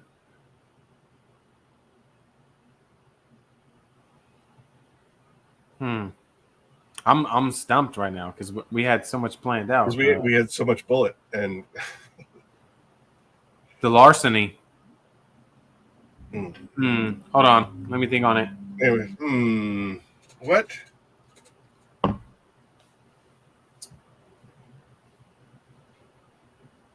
Oh, all right. Before we do the giveaway, okay. I've had plenty of people asking. Larry asked this a few times. How do you go about getting the Chronos certification? All right. So, got you, Larry. Yeah, thanks, Larry. You did ask that question a couple of times, and I didn't want to interrupt the conversation when you asked it, so I apologize. So, it's fairly simple. Again, I've got to put this up on the website as well. To get certified, we looked at a whole bunch of different companies out there. We looked at a lot of the different ceramic coating companies out there and what it required from them to be certified. So obviously you have to be familiar with the product, and in order to be familiar with the product, unfortunately, the only way that you could become familiar with the product is to use it. And to use the product, you're going to have to get it in your hands one way or another. And what I mean by that is you have to purchase at least 3 50 milliliter bottles of the Chronos, or 200 milliliter bottles. And it doesn't have to be at one time. It can be accumulated over the course of infinity. So if you buy, 3 bottles of 50 milliliters over the course of 2 years, that qualifies as a 3-bottle purchase. What I'd like to see, and what the guys that I've been working with would like to see, are pictures, preferably before and after pictures, but at the minimum after pictures. So, hey, this is a car that I took. This is a car that had Chronos applied to it, and these are the after pictures. That's fine. Those are the 2 primary requirements, and I will send you a digital copy of those certifications. Now, if you want a hard copy, it's $9.99. It'll be on the website. Well, it won't be on the website, but it'll be able to be processed on the website. And the hard copy will get you a framed, just like Papasmurf has behind him, a framed hard copy of your certification. It comes with a window decal. I mean, I can go get one if you want, but it's like a 6-inch by 6-inch window decal. There's exterior window decals, and there are interior window decals that face outward, so that you can put it on the inside of a window, like if you have a storefront or something like that. That says that you're an authorized installer, and it also you'll be put on the website as an authorized installer. There's a page that is being built that will list all the authorized installers all around the world, and your name, your business name, your contact information will all be on there. So, if you're in the Myrtle Beach area of South Carolina, Tim from Shining Light Detailing, all of his information will be there under, South Carolina. So that's just an example. So that's the easiest way and the fastest way to get certified is to just buy the product. Again, I know that it sounds like some sort of weird, stupid ploy for you to spend money, but it's the only way that we can ensure that you're actually using the Chronos. And that seems to be the industry standard. I know that there's a lot of companies out there that will expect way, way more to become certified. But we have customers all around the world, and this is the easiest way to do it. What did I miss? Oh, I'm just laughing because it's funny because Ryan said we can use what does the 918 mean as a way to do the giveaway? Like, what does the 918 mean? But Ryan, like everybody in here already knows that kind of, so that's kind of cheating. But I can the microfibers, they do not have to be thrown away. They will harden, but I just washed the set I used on the Honda, and you just downgrade them, dude. Just use them for, interior wipe downs, or, you're wiping down carpets and upholstery, under the hood, wiping down tires, wheel wells, stuff like that. Dad, I want to, for Halloween, I want to be a Demogorgon for Halloween. Like a Demogorgon Halloween costume, but I saw a weird one with no face and flower parts. Really? Yeah. My son wants to be a Demogorgon for Halloween. Yeah, Mom saw the one my size.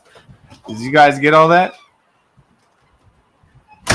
All right. Well, my son wants to be a Demogorgon for Halloween. The one with the flowers and the no face, if you guys didn't catch that. So, yeah, back to what we were talking about. What were you talking about? Discarding your towels after Chronos. You don't need to throw them away. You know what? Here's the thing, though, and let me just I'm going to tell you this right now. One of my testing guys that I work with, he lives close to me. He is an unbelievable detailer. If you ever get a chance, check out Waxworks on his Instagram page. He does some phenomenal cars, and he does incredible work. The thing is that you can get a microfiber applicator for like $3, one of those big bricks. And his thought process is, I'm charging over $1,000 for a ceramic install. Why run the risk? Why run the risk of damaging something because something didn't wash out of the microfiber? He's like, I will reuse rags. I'll wash them, but that's what they become. They become rags. I never use a previously used microfiber anything on a new detail. I'll use it for a shop rag or something of that nature. But for the most part, especially with Chronos, he's like, there are some ceramic coatings that I've used in the past where the brick it gets stiff. Oh yeah, but even stiff can damage paint. So don't do it. He goes, but with Chronos, it becomes a brick. It is hard. And you guys hear that? This is the applicator I use for Chronos. It's rock solid. I'm talking. Yeah. So you don't want to. And the thing is that if you're charging what you should be charging for a detail, or if it's your own personal POV, it shouldn't matter anyway. But the idea is put it into the price of whatever put your costs. Make sure when you're doing your details, make sure that you're being compensated for your time, but also you're being compensated for the materials that you're using. And then just throw it away. It's not a sin and it's not a crime to throw it away. And where I come from, it's better safe than sorry. So if there is even a 1% chance that cloth is not going to wash clean, don't use it again on a car. You can, like I said, you use it as a shop rag or whatever. I downgrade it. I spill stuff all the time, and it goes right into a box that when I spill, I just reach into the box and grab a clump of dirty old whatever, and they absorb just as good as a clean rag. Just so that's my answer to you. Is I don't mean to step on your toes, Eric, but no. I mean, why, I would never. The question is why? Why would you ever want to? I would never reintroduce a towel I used on a coating on the paint ever again. That's why I said downgrade. So I'd wash it, and then from there on, I'd use it to clean up dirty, like I said, door jams, dirty door jams, fender liners, under the hood, stuff like that. I would never touch the paint with that towel ever again. Right. It's just not worth it. Like Aaron said, it's just not worth it. Like you said, working the towel. I mean, you can get, let's say $20 for a pack of 12 towels. Let's just say that pack of 12 towels is incorporated into your coating job. And then boom, you're good to go. And then, hey, you got a nasty interior and you need to grab some towels to clean up some nasty crap. Hey, by all means, do your thing, chicken wing. But don't ever put them on the paint again. It's not worth it. Agreed. 100% agreed. Aaron. Yeah. Guess what? We crossed the threshold. We are officially the longest live stream ever. Back-to-back champ, baby. Back-to-back title holder. Boom. Running up that hill. And not only that, but you still have 43 people in the chat room. Still. Booyah. Booyah. Still. I'm going to spike that ball. We love you guys. Speaking nothing but the hits. Nothing but the hits. Nothing but the hits. Hey, so when are you going to get into radio? Hey, this is Papasmurf coming at you live on the Q102. This is Papasmurf coming live on 102.8, the Smurf stream. I think we're starting to get off the rails. Yeah, I know. We're just having fun now. Didn't somebody tell me that they wanted me to donate a Kraken, and we decided to just give away a Kraken to somebody? Sure. How did we decide we were going to do that?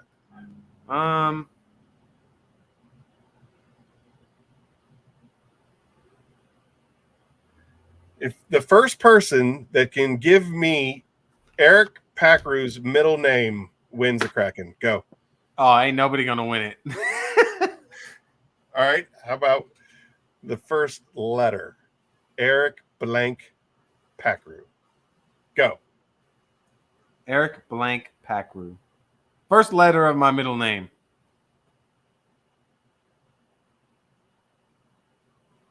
Ryan, I don't do 30 millimeter Chronoses. I only do 50 and 100 milliliters. I don't know what your middle name is, so you're on your own for scanning the crowd. Yeah, I'm just looking for it. I'm just looking for the letter.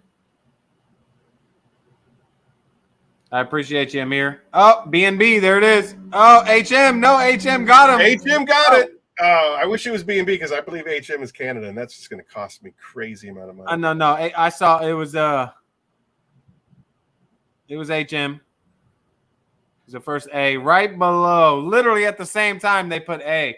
Hey, you got to send B&B some Titan. B&B gets Titan and HM gets Kraken. Is that what you're telling me? I saw it pop up. Eric President Packaroo. Hey, Cash already knows.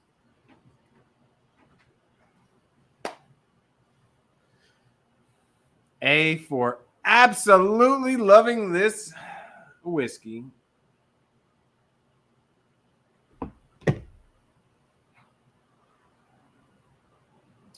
All right, so I'm B&B's gonna have to email me. Throw the address up there. I'm gonna throw the email B&B. Get on there and email. This is nuts. For count of the 50 and the after pick the vehicles they went on down next to the donate. That's great. Yeah, man. Honestly, whoever in here gets Chronos, if you haven't used it,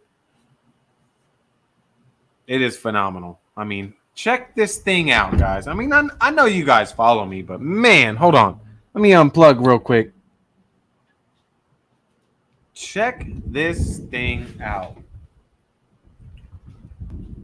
It's been sitting here curing since Monday. Check this thing out. Check out that gloss. Let me give you guys a slideshow. Look at that. Ooh. How you Eric, guys like that? You have been going crazy all week, waiting. So The cool thing about ceramics is that they will continue to cure. If it's a quality ceramic, it will continue to cure for a good week after you've applied it. You know, most people will say, and the thing is, it's true. After 24, 48 hours, you can manhandle ceramic coatings for the most part. But for it to fully, truly cure, give it a good week before you at least hit it with a detergent wash or something of that nature. And that way you will ensure that, I mean, it is cured to the maximum. And that's a long time. That's why they say 48 hours is probably, you're in the safe zone. But if you wait a full week for it to cure. So Eric has been dying for a week because he's going to put Immortal on top of this. And then he's going to hit it with Titan. And he's going for that fourth dimension just blowout. Yep. I'm excited to see it. I'm excited for Eric. I will do videos on it too. Extremely proud of the work that he's done, as he should be. And yeah, I mean, like my dad used to say, any job worth doing is worth doing right, and he's doing it right. You're doing it right, Papa. Man, I'm telling you, I couldn't wait. So earlier, I took my spray bottle of water, and I just sprayed it on the front bumper. It literally threw the water off the paint. I was like, I can't wait to wash this thing. I cannot wait. I mean, the hydrophobics were insane.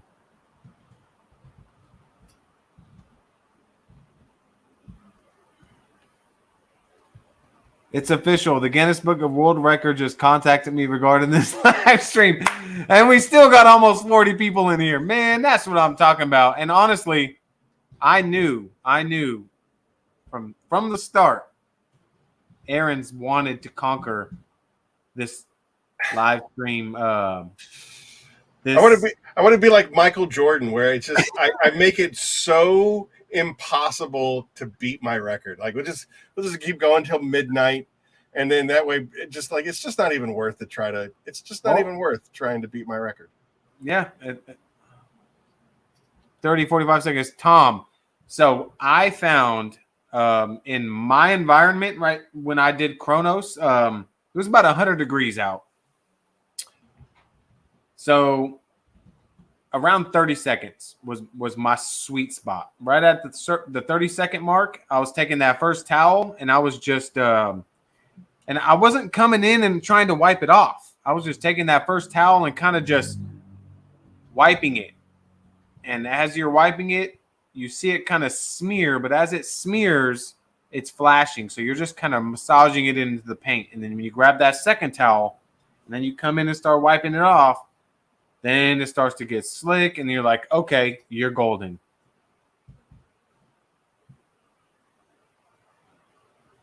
Eric, that garage door is a fog hair away from the car. Oh, yeah. It's all the way back. It's literally like this far from the bumper, but I had to do that to make room for my cart in front of the car. Oh, boy. Hey, Eric, highlight Kevin Beatty's last comment. Kevin what? Kevin Betty.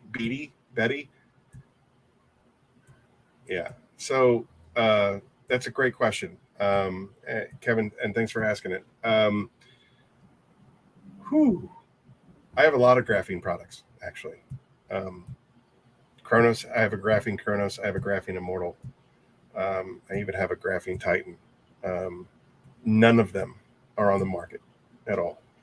I worked a lot with the graphene. And like I said, I'm extremely particular about my products, and they need to be perfect. And unfortunately, what I found with graphene is that there's always a margin of weirdness that happens with graphene for two reasons.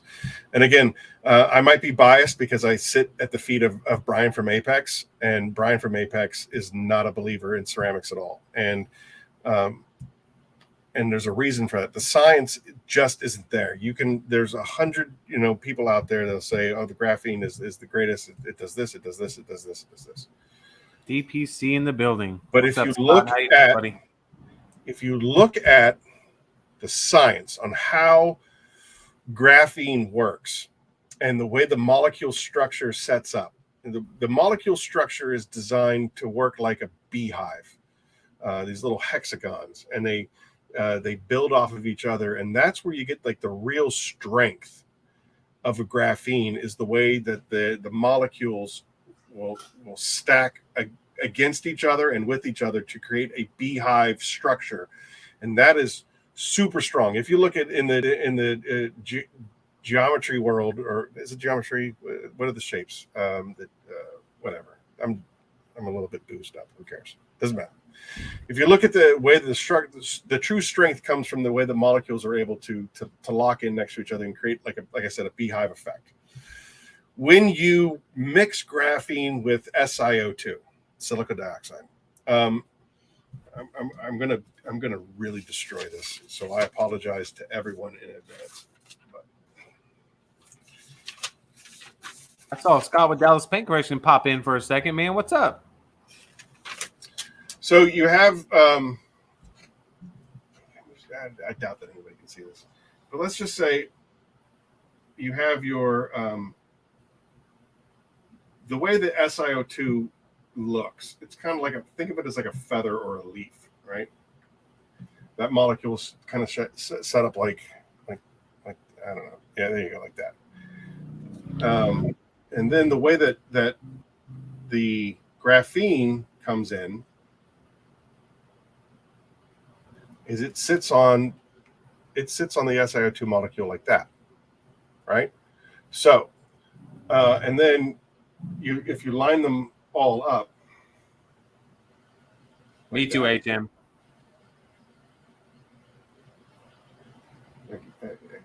I'm butchering this, but if you look at it like this, that's the way that it lines up. So instead of creating a hexagon beehive, they stack up individually next to each other. So they're not really getting the strength. The hexagons aren't really getting the strength from its neighbor and buddy, because they're separate and they're attached to the SiO2. So the question is, does the graphene really add something? Which the answer, in my opinion, is yes. It adds something. There is a material there that is adding to the protection. But is it A, working the way that a true hexagonal structure should work? Is it given the strength that it should work? The answer is no. So for me, the cost of adding graphene to something isn't worth the results that you're going to get from it. And this is, again, my personal opinion. It's the opinion of the people that I work with. It's the opinion of Brian from Apex that I've learned most of my detailing knowledge from. And then, talking with my chemist and stuff like that, the science isn't really there. So again, we worked with all of this stuff. I have all of this stuff sitting over on a shelf right over there. I wasn't comfortable. Releasing it and putting my name on it and saying, yeah, this stuff is, for an extra $50, you're going to get so much more out of it. I don't believe that. I don't believe that I don't believe the juice is worth the squeeze for as much whatever it adds to the product. I don't think the cost analysis is worth it. And I certainly don't want to pass that on to you guys. A $25 bottle of Titan with graphene just sounds stupid to me for what little added protection it's going to give. The second half of the problem is when we were trying it out, we found that on certain paints, graphene didn't really play well with certain paints. Different automobile manufacturers use different paints, and as you guys all are aware, different chemicals react differently. Some things work really well on certain paints and some things don't. When I was working with Brian down at Waxworks and we were putting the graphene coatings on a ton of different vehicles, there was a certain, I want to say it was a black, I forget, maybe it was a black Charger. It might have been a black Charger that we were working on. And it created like this weird optical distortion, and it wasn't bad, and it wasn't a high spot, and it just looked weird. Like, you remember back in the early 90s, late 80s, they used to have those posters that were all weird colors, and if you stared at it long enough, you could see the object. It was like a 3D poster, right? There was an object behind the actual picture, and you had to stare at it long enough to actually see that. So that's what it reminded me of, this like this optical distortion with the graphene. And for me, that was a deal breaker. I was like, you know what? I can't have one person out there in the cyber world that spent their money, and they spent, you know, over $100 for this coating with graphene, and have them not be 100% satisfied with it. So I scrapped the program. I scrapped the graphene program. I mean, we tested that, right? Yeah. I'm 100% sent it to you. Yeah. I wanted to know what you thought about it. And Chronos is way better. Yeah, and again, like, it wasn't worth the risk, and it wasn't worth the cost. I have you have a superior ceramic coating. Sure, you want to evolve and make it better, but yeah, with the chance of it not working, I don't want to do it. Exactly. And I think this is what we talked about, Scott, with Dallas Paint Corrections, the hologram look, and that's exactly what we experienced with the first go round when we were trying to do the first go around of Chronos, or we had that whole graphene, you know, the phase, right? The craze, right? The whole graphene craze. But, you know, it just doesn't, I don't know. It just doesn't work in every aspect, you know? And honestly, like, I don't know what to believe, you know? Well, as a small company, as a small business, you're only as good as your last unsatisfied customer. Exactly. I mean, if I can eliminate that as much as humanly possible, I'm going to. So I'm telling you right now, going from what we first started with to the Chronos is absolutely 1,000% legit. I'm talking this thing right here. Oh man, I don't even want to pull it out. I don't want to drive it. I just want to let it sit in the garage. I don't even want to drive it. I just want to let it sit here. I just want to come out and look how glossy it is and sit here. Every once in a while, feel the paint feel. Feel the paint. The paint feel is so nice. Feels so good. And then I was talking with Fab. He said, "You know what, dude? Eventually, you're gonna have to drive it, man." I said, "Yeah, I know." Love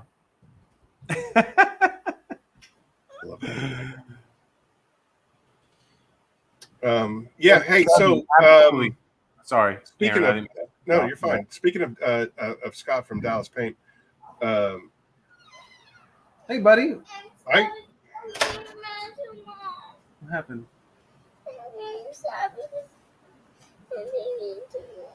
I'm not being mean, Mom. What do you mean? He's sad, guys. I'm sorry. You want to say hi to everybody? No. No? You want to go get some food? Yeah. You want to go with me? Yeah. Okay. Well, go inside. Tell Mom we're going to get some food. Tell her she's got 3 choices. Write down her best 3 choices, and we'll go. Okay? He's sad. He's sad because Mom is hungry. Scott, to answer your question about the warranty with the coating option as well, that's a tricky one. Yeah, that is. It's very tricky, and the reason for that is, if you look at the fine print, like I said, I used to work for a company that dealt with Purus, another B&B whatever, and if you look at the fine print of their warranty, their warranty, the cost or the price that they're willing to warranty is just to cover the bottle. So, like, if something went wrong, they would give you a new bottle, or they would refund your $100 or something like that. But it doesn't do anything for the actual customer or the car. And the reason behind that is because once that customer drives away, you have absolutely no idea how or what they're doing to their vehicle. So, you know, they could, they could go home and they could hit it with the torture test that we've already talked about. Well, it's been coated, so I want to see how it stands up to brake cleaner. Or they run it through, like we talked about earlier when Phil was part of the show. They run it through a car wash, and they're hitting it with a high pH, pre-soak, and it's also destroying the coating. So you have no way of controlling the end user. So warranties are really kind of they're misleading, right? And again, I'm all about, I don't ever want to mislead a customer or trickery or anything. Read the fine print, you'll see that it only covers the price of the bottle. Like I don't want to do that. And then, so once you eliminate that part, then it's kind of like, so then what's the point? What's the point of a warranty? I think in talking with my professional friends, it's much more important to the detailer to let people know that they know what they're doing. I know what I'm doing with this product, so you can trust your car with me, as opposed to I'll refund the detailer $100 for a bottle. Anybody that knows me knows that if they have a problem with one of their bottles, I'm going to send them a new bottle, period. If they have a problem with one of their bottles, I'm going to send them a new bottle. So a warranty at that point is moot.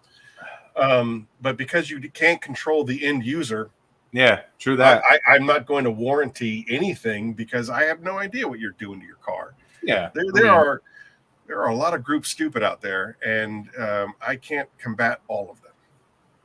I hope that answers. You can only do your best, man. You can only do your best. Yeah, not all high pH chemicals use the same surfactant. I mean, torture testing, like you got these people that come, they pay to get the car coated, and they're like, well, 3 months down the road, they're like, oh, it's doing this. I'm like, well, stop taking your car to the car wash 2 times a week then, or 3. Like, there's people, I have customers at my shop that tell me they take their car through the automated car wash 2 to 3 times a week.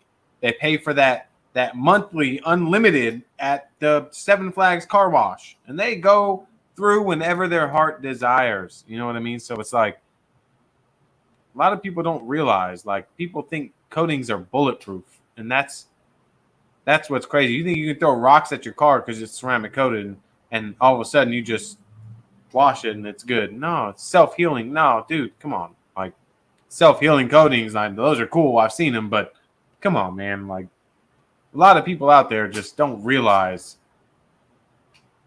Come on, man. Just be real.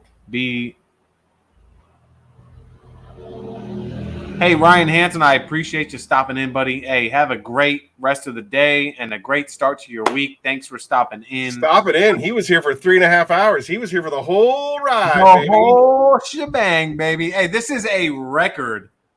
And honestly, Scott's chiming in. So Scott was one of the first guys I ran into on YouTube, man. So, Yeah, he's I don't know anything about I'm not Scott. a pro, so I don't know anything about Scott. I don't.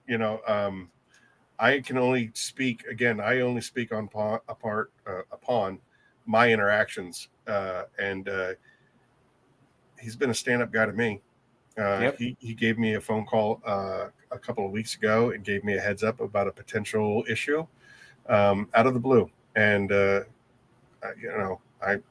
I'm grateful. I'm grateful for that. He definitely brought something to my attention that I had completely forgot about and overlooked, and just,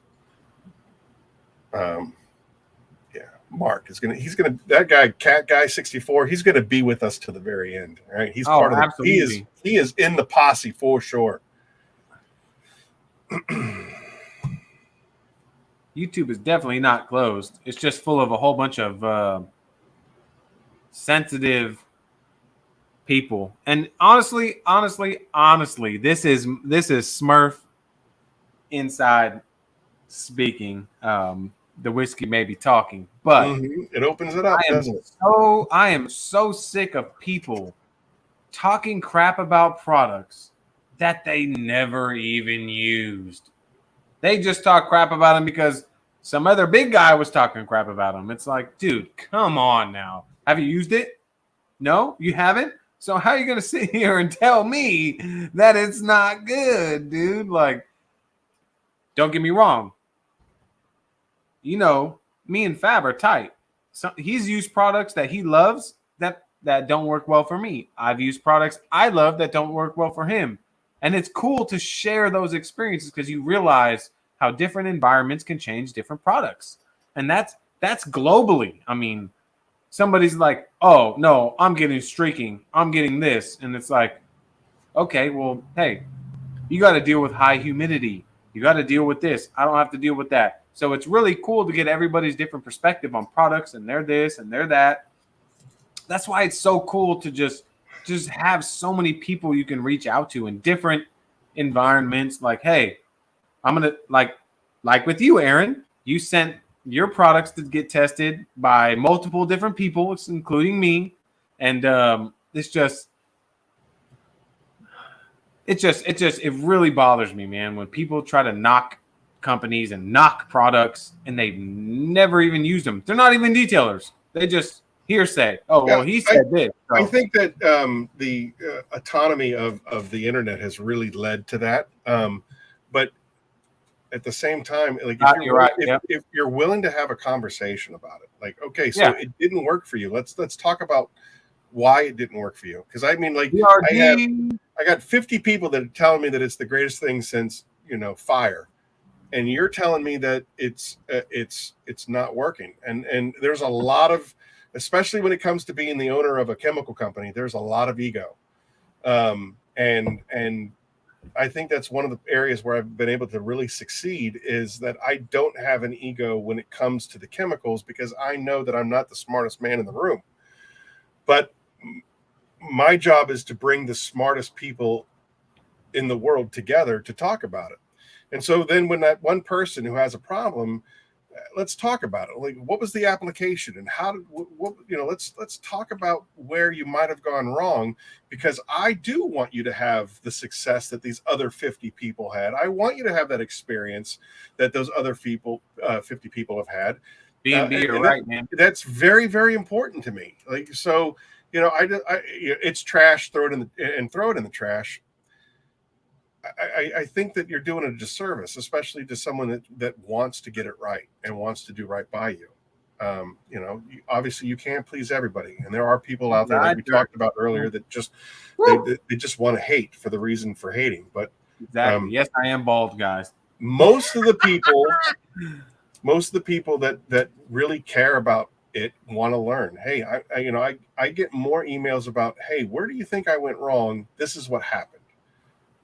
That's a great place to be. That's a conversation that is a dialogue that is allowed to happen, versus a closed-minded, I hate this product, you suck. Oh no, absolutely, 100%. That's what you want.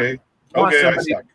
It's called troubleshooting. That's what I call it in the mechanic industry. Like, hey, like, did I do something wrong? I'm having this issue, and then you got to troubleshoot. Hey, what's the humidity? What's the temperature? What's this? What's that? Okay, maybe try, instead of a minute, maybe try 30 seconds before wipe off. Try that, see if it makes a difference. Troubleshoot. Papa is bald. DD, come on now. It's gravity. It's gravity. DD, you're the one that told me I need to trim the beard, but I'm going to grow it out all the way down to here. All the way down. Oh, 3:30. Oh, man. Aaron, we got to wrap this up, man, because I got to go get food. I'm in trouble. I'm in trouble, guys. All right. I'm good here. I'm good. Dude, we're at 3 hours and 33 minutes, dude. This is an absolute. I don't think I'll ever do another live stream longer than this. Well, I mean, as long like this was a fresh bottle. Where are you at? Let me see where you're at. You have a bigger bottle than me. I'm winning. Yeah. Well. Let me know if you guys. Okay, we got 3:33. I've got 7 more minutes. I'll stay till 3:40. Anybody have any questions? Just other than anything else, just anything you guys want to ask us, y'all let us know. Woo. How you feeling, buddy? Who, me? Yeah. Oh, large and in charge, but I could eat up probably a whole pizza right now. Guess what I'm getting for dinner? Pizza. Yeah, Brian Cal. I've already got my I got my sleeping bag set up right here in front of the Civic. That's right. Daryl, if I wasn't getting yelled at right now, I'd stay out here for another. Hey, you got to give a shout out to Daryl. Daryl is absolutely right. Great live. Hell yeah to all the finishers. 100%. You got 35 going strong. 35 3 hours and 34 minutes. Man, you guys rock. Again, you know what's crazy? At one point, I think we had 65 or 66 people in here for a while. Yeah. Everybody loves your beard. What can I say? Oh. That was a strong one. You're supposed to sip that, friend. That was a big gulp. I hope you're getting delivery. No, we're door dashing. Okay, that's good. I was like, I ain't going. It is so hot out. Yeah, I'm not washing the car tonight. Hey, Scott with Dallas, if you're still watching, man, I appreciate you popping in, man. I really do.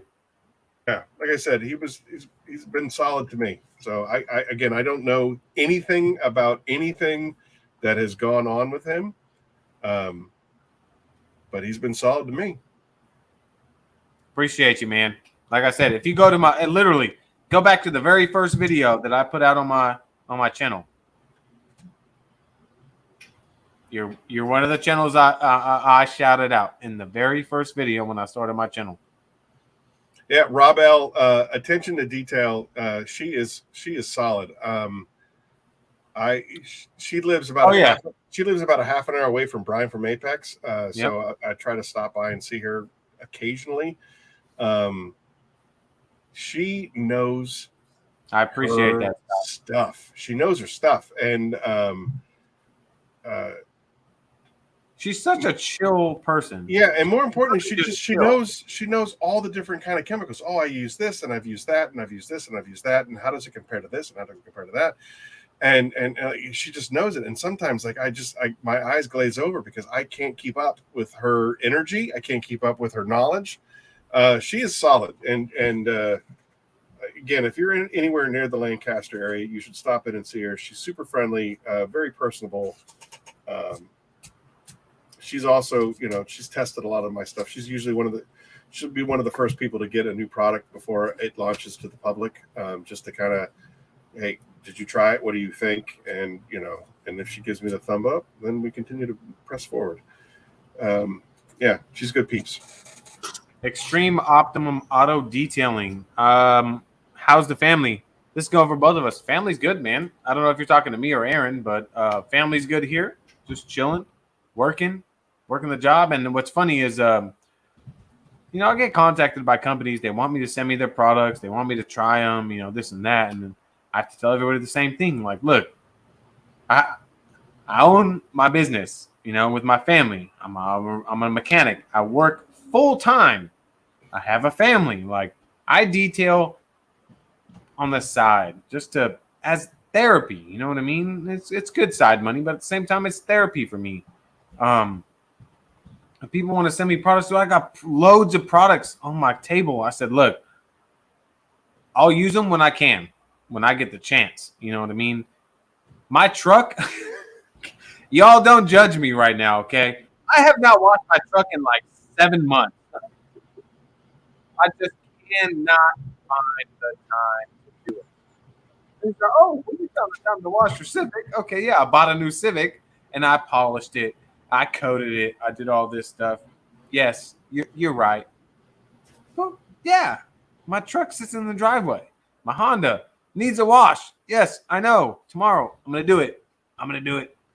But yeah, it's so hard to balance life, family, full-time job, YouTube. It's like people don't realize YouTube is a job.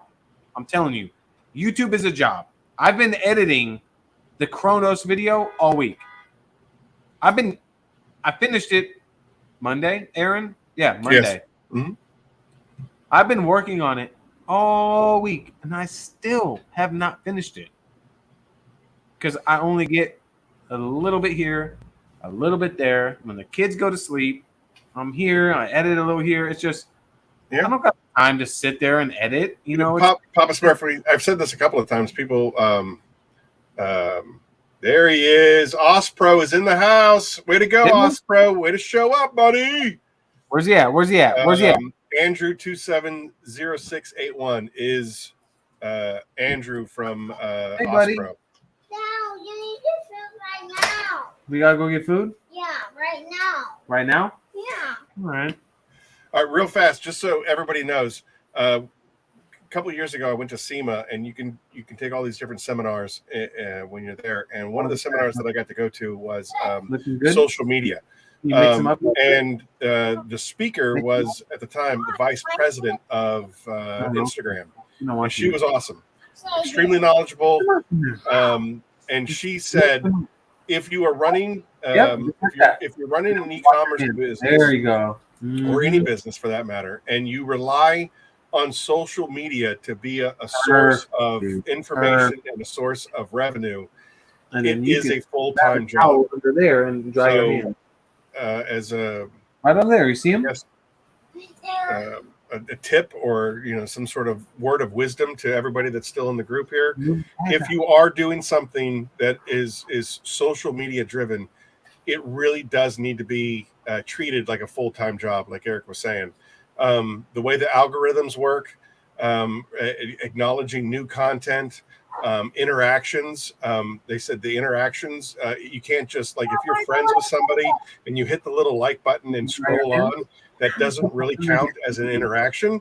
It triggers, I think, after 3 seconds. So if you put content out there that's going to keep your customer engaged for 3 seconds, that counts as an interaction. And that does require a full-time job. So for me here at Phoenix, I do like all the Phoenix warehouse stuff from like 8 to dinner time, and then after dinner time, I try to get on social media, answer emails, post pictures, repost other people's pictures of Phoenix products, just to stay relevant and just to kind of keep that SEO. Active. So my word of wisdom to you guys, if you're doing mobile detailing and you're trying to promote your business on social media and trying to get new business on social media, you definitely need to treat it like a secondary job. Part-time isn't going to cut it. You need to keep putting new stuff out at least 3 times a week, if you can, more. That's just the way it is. And it's all about algorithms and numbers. And if you pull back the curtain and can actually see what it registers, I think you're either gonna fail or you're gonna do really, really well. You're either because it's not I do okay with social media. It's one or the other. So that's Rob L. You're that's it. That's the first video I saw. When I looked up Chronos, and literally there was Jamie the cleaner has a video, and Chelsea her video, and that's what I based off of my coding off of was Chelsea's video. And it's like Aaron was saying, it's people that want to actually. There's a difference between people that want to make content to help people and they want to make content to try to make money. You don't realize, like, it is a full-time job. I'm telling you from experience. Like, I went from having a video out every week. Every week I had a video out for like 15 months. And my channel was doing great. But I missed a week or two. And guess what? YouTube kicked me from the algorithm. And guess what? They left me to fend for myself. Luckily, that's not my bread and butter. I'm not like, oh my God, I can't survive because I'm not getting views. No, I look for my family on YouTube, like you guys. I'm sharing my videos and this. I mean, It doesn't matter if I get 250 views or fucking 10,000 views. Freaking sorry, I was gonna say, come on, FCC's coming after you. Freaking 10,000 views. It doesn't matter. Like, you guys are my family, so it doesn't matter if I'm Like, it could be the same. It could be the same 40 people that view my videos. It doesn't matter to me. You know what I mean? Like, it's like it's a family. It's a family. You know. So, I can't fathom the fact, and I let it consume me for a while. I have to get a video out. I gotta get a video out before I realized, like, look, dude, it's not that serious. It's not, you know. And there's some people out there, that's all they do. They're putting content and content, but that's all they do. So it's like, more power to them. I'm not hating on them at all whatsoever. But for people like me, the enthusiasts that just do videos on the weekend, bring people along, y'all see this, I help you this, help you that. Totally different. So it's you to be a social influencer or social media influencer. I guess I'll call it that. Extreme Eric, highlight Extreme's comment. Extreme Optimum Auto. There you go. I mean, I just went over it a little bit with the whole Instagram thing. Be true to yourself, man. Yeah, be true to yourself. Do what you love. Those are the two. Those are the first two. But if you're trying to get your business to grow off of your content, more is better than less. And what I mean by that is, if you look at Phil, and Phil is crushing it. Phil from Miranda is crushing it. He will do a little Instagram teaser of just like a few minutes or something like that, or a live stream. Like, he'll pop in for a live stream, like, hey, tune into my YouTube channel for this particular video, blah, blah, blah, blah, blah.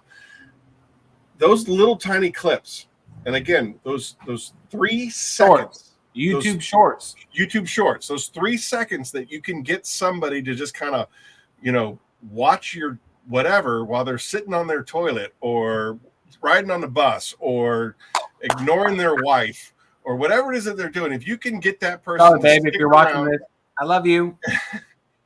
If you can get somebody to watch your whatever for 3 seconds, it's a win, and it'll start showing up in more people's feeds and more people's stuff. So on your channel, it doesn't have to be a 3 hour and 47-minute video. It can be 30 seconds. It can be whatever, just, you know, but you want it to be consistent and you want it to be constant.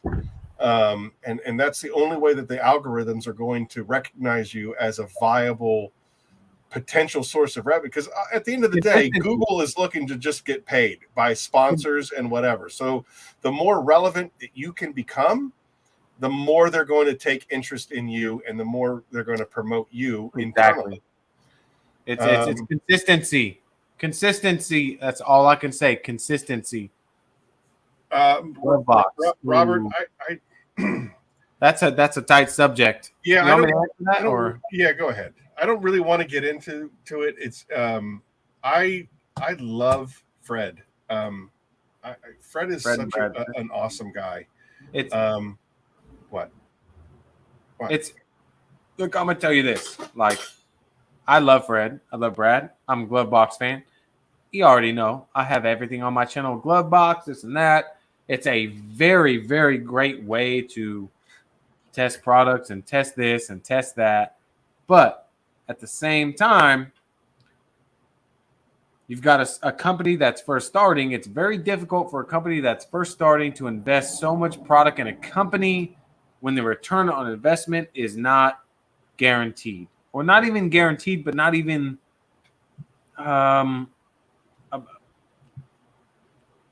not guaranteed, but it's not even like it's not known. It's an unknown. It's an unknown ROI. It's so, like, look, to oversimplify it, Robert, basically the amount of product that I would have to invest to make it work, because Glove Box has been very successful. Yeah. They've been very I successful. love them. Like And I'm not knocking Glovebox guys at all. I love Fred. I love Brad. I love Jason. All the guys at Glovebox are awesome. But I feel like, you know what? In another year or two, I feel like Phoenix will definitely be in Glovebox. But I feel like it's just too early for the. It's too early to put this much out in fear of not returning much. So I'm sorry, Aaron. I didn't mean to cut you off, but no, that's fine. yeah. Fab just asked me a question, and I tuned out. Yeah. So But it's yeah, just, that's yeah. like the amount of product is it's a lot. It's a lot, and because they want to do like and it's not just one product. In order to have any kind of significant impact on Glovebox, you have to submit more than one product. So you're looking at least 600 bottles of 3 different products, and that's a huge investment for a small business to handle. And so at this time, you know, I have to respectfully say I'm going to have to sit this one out, guys. I'm just not that big of a fish yet. You know, you got somebody like Adams, that has like $27 million just in liquid cash floating around. Sure, hey, let's send 600 bottles of 3 different products, Larry, on a whim. What did Larry say? It's not sucking, man. You're hanging out with us, man. Yeah, I read that too. By the way, Robert, does that answer your question? The answer is I would love to. I just can't. I just can't. All right. Well, yeah, everybody. I got to wrap this up. I got to go get dinner for the fam. I can't believe we still have 40 people in here. I mean, to be honest. 3 I want hours to take and some 51 time minutes. real quick. I want to say I cannot express the thanks I have for all of you guys that joined in and hung out with us for 4 hours. Are you kidding me? 4 hours. I love all you guys. You guys already know. I can't thank you guys enough. This is baffling. I know we wanted to go for the record, and that was my goal for today. But I can't thank you guys enough for supporting me, supporting Aaron, Phoenix, my channel. Just stay tuned. Please stay tuned. Share everything. Share Phoenix. There's big things to come. Thank you guys. Can't thank you all enough. Aaron, you want to say anything to everybody? I think that you handled it beautifully. I think that you said exactly what I would have said. I can't do this alone. I can't do this without you guys. This is just halftime. Yeah, Mark. Dude, hey, we're going for 8 Mark, hours, baby. 8 hours. Yeah, right. I'd be dead on the floor. The wife would get me. Yeah. But yeah, it is the just listen, at 4 hours with 38 people still watching, it just goes to show exactly. It's humbling. It's humbling to me. The amount of just of true support that everybody has shown Phoenix and the rise of Phoenix and the sustaining of Phoenix is just. Appreciate you, Brian, Cal. Yeah. Support, Cash. You already know, man. If anybody knows, it's my man Cash, man. That mental support, it means more than you guys know. And especially for Aaron, somebody that's doing it himself. Like the mental support means the world, guys. Great stuff, great products. Great guy. Stay tuned because we're gonna have more content, more lives, and like he said, next year the Southern Detailers Conference, man. Yes, everybody. There better be 38 people down there just hanging out with us. Yeah, if you guys want to know more details, just DM me, Papasmurf 918 Detail at Instagram. On Instagram, you can email me. You can email Aaron. Yeah, DM Phoenix E.O.D. or I think most of you guys know where I am on the personal side. I think it's Whisperbug. I appreciate that, Denny. Much love, HN, Brian Cal, DRD. I appreciate you showing in, DRD. I know you were late, man, but hopefully everything's going smooth with you, my friend. I love all you guys, man, and yeah, I gotta end it. I gotta go get some food for the fam, and I'm gonna say one last farewell. Thank all you guys. Aaron loves all you guys as well. Hey, Papa. Thanks, brother. We're gonna go behind the scenes real quick though, Aaron. So Okay, I'll hang out. Yep, I'm ending the live stream. My wife's she just gave me evil eyes. You guys watch The Boys? Yep, she just laser eyed me. All right, guys. I love you all. Stay tuned. Catch you next time. All right, brother.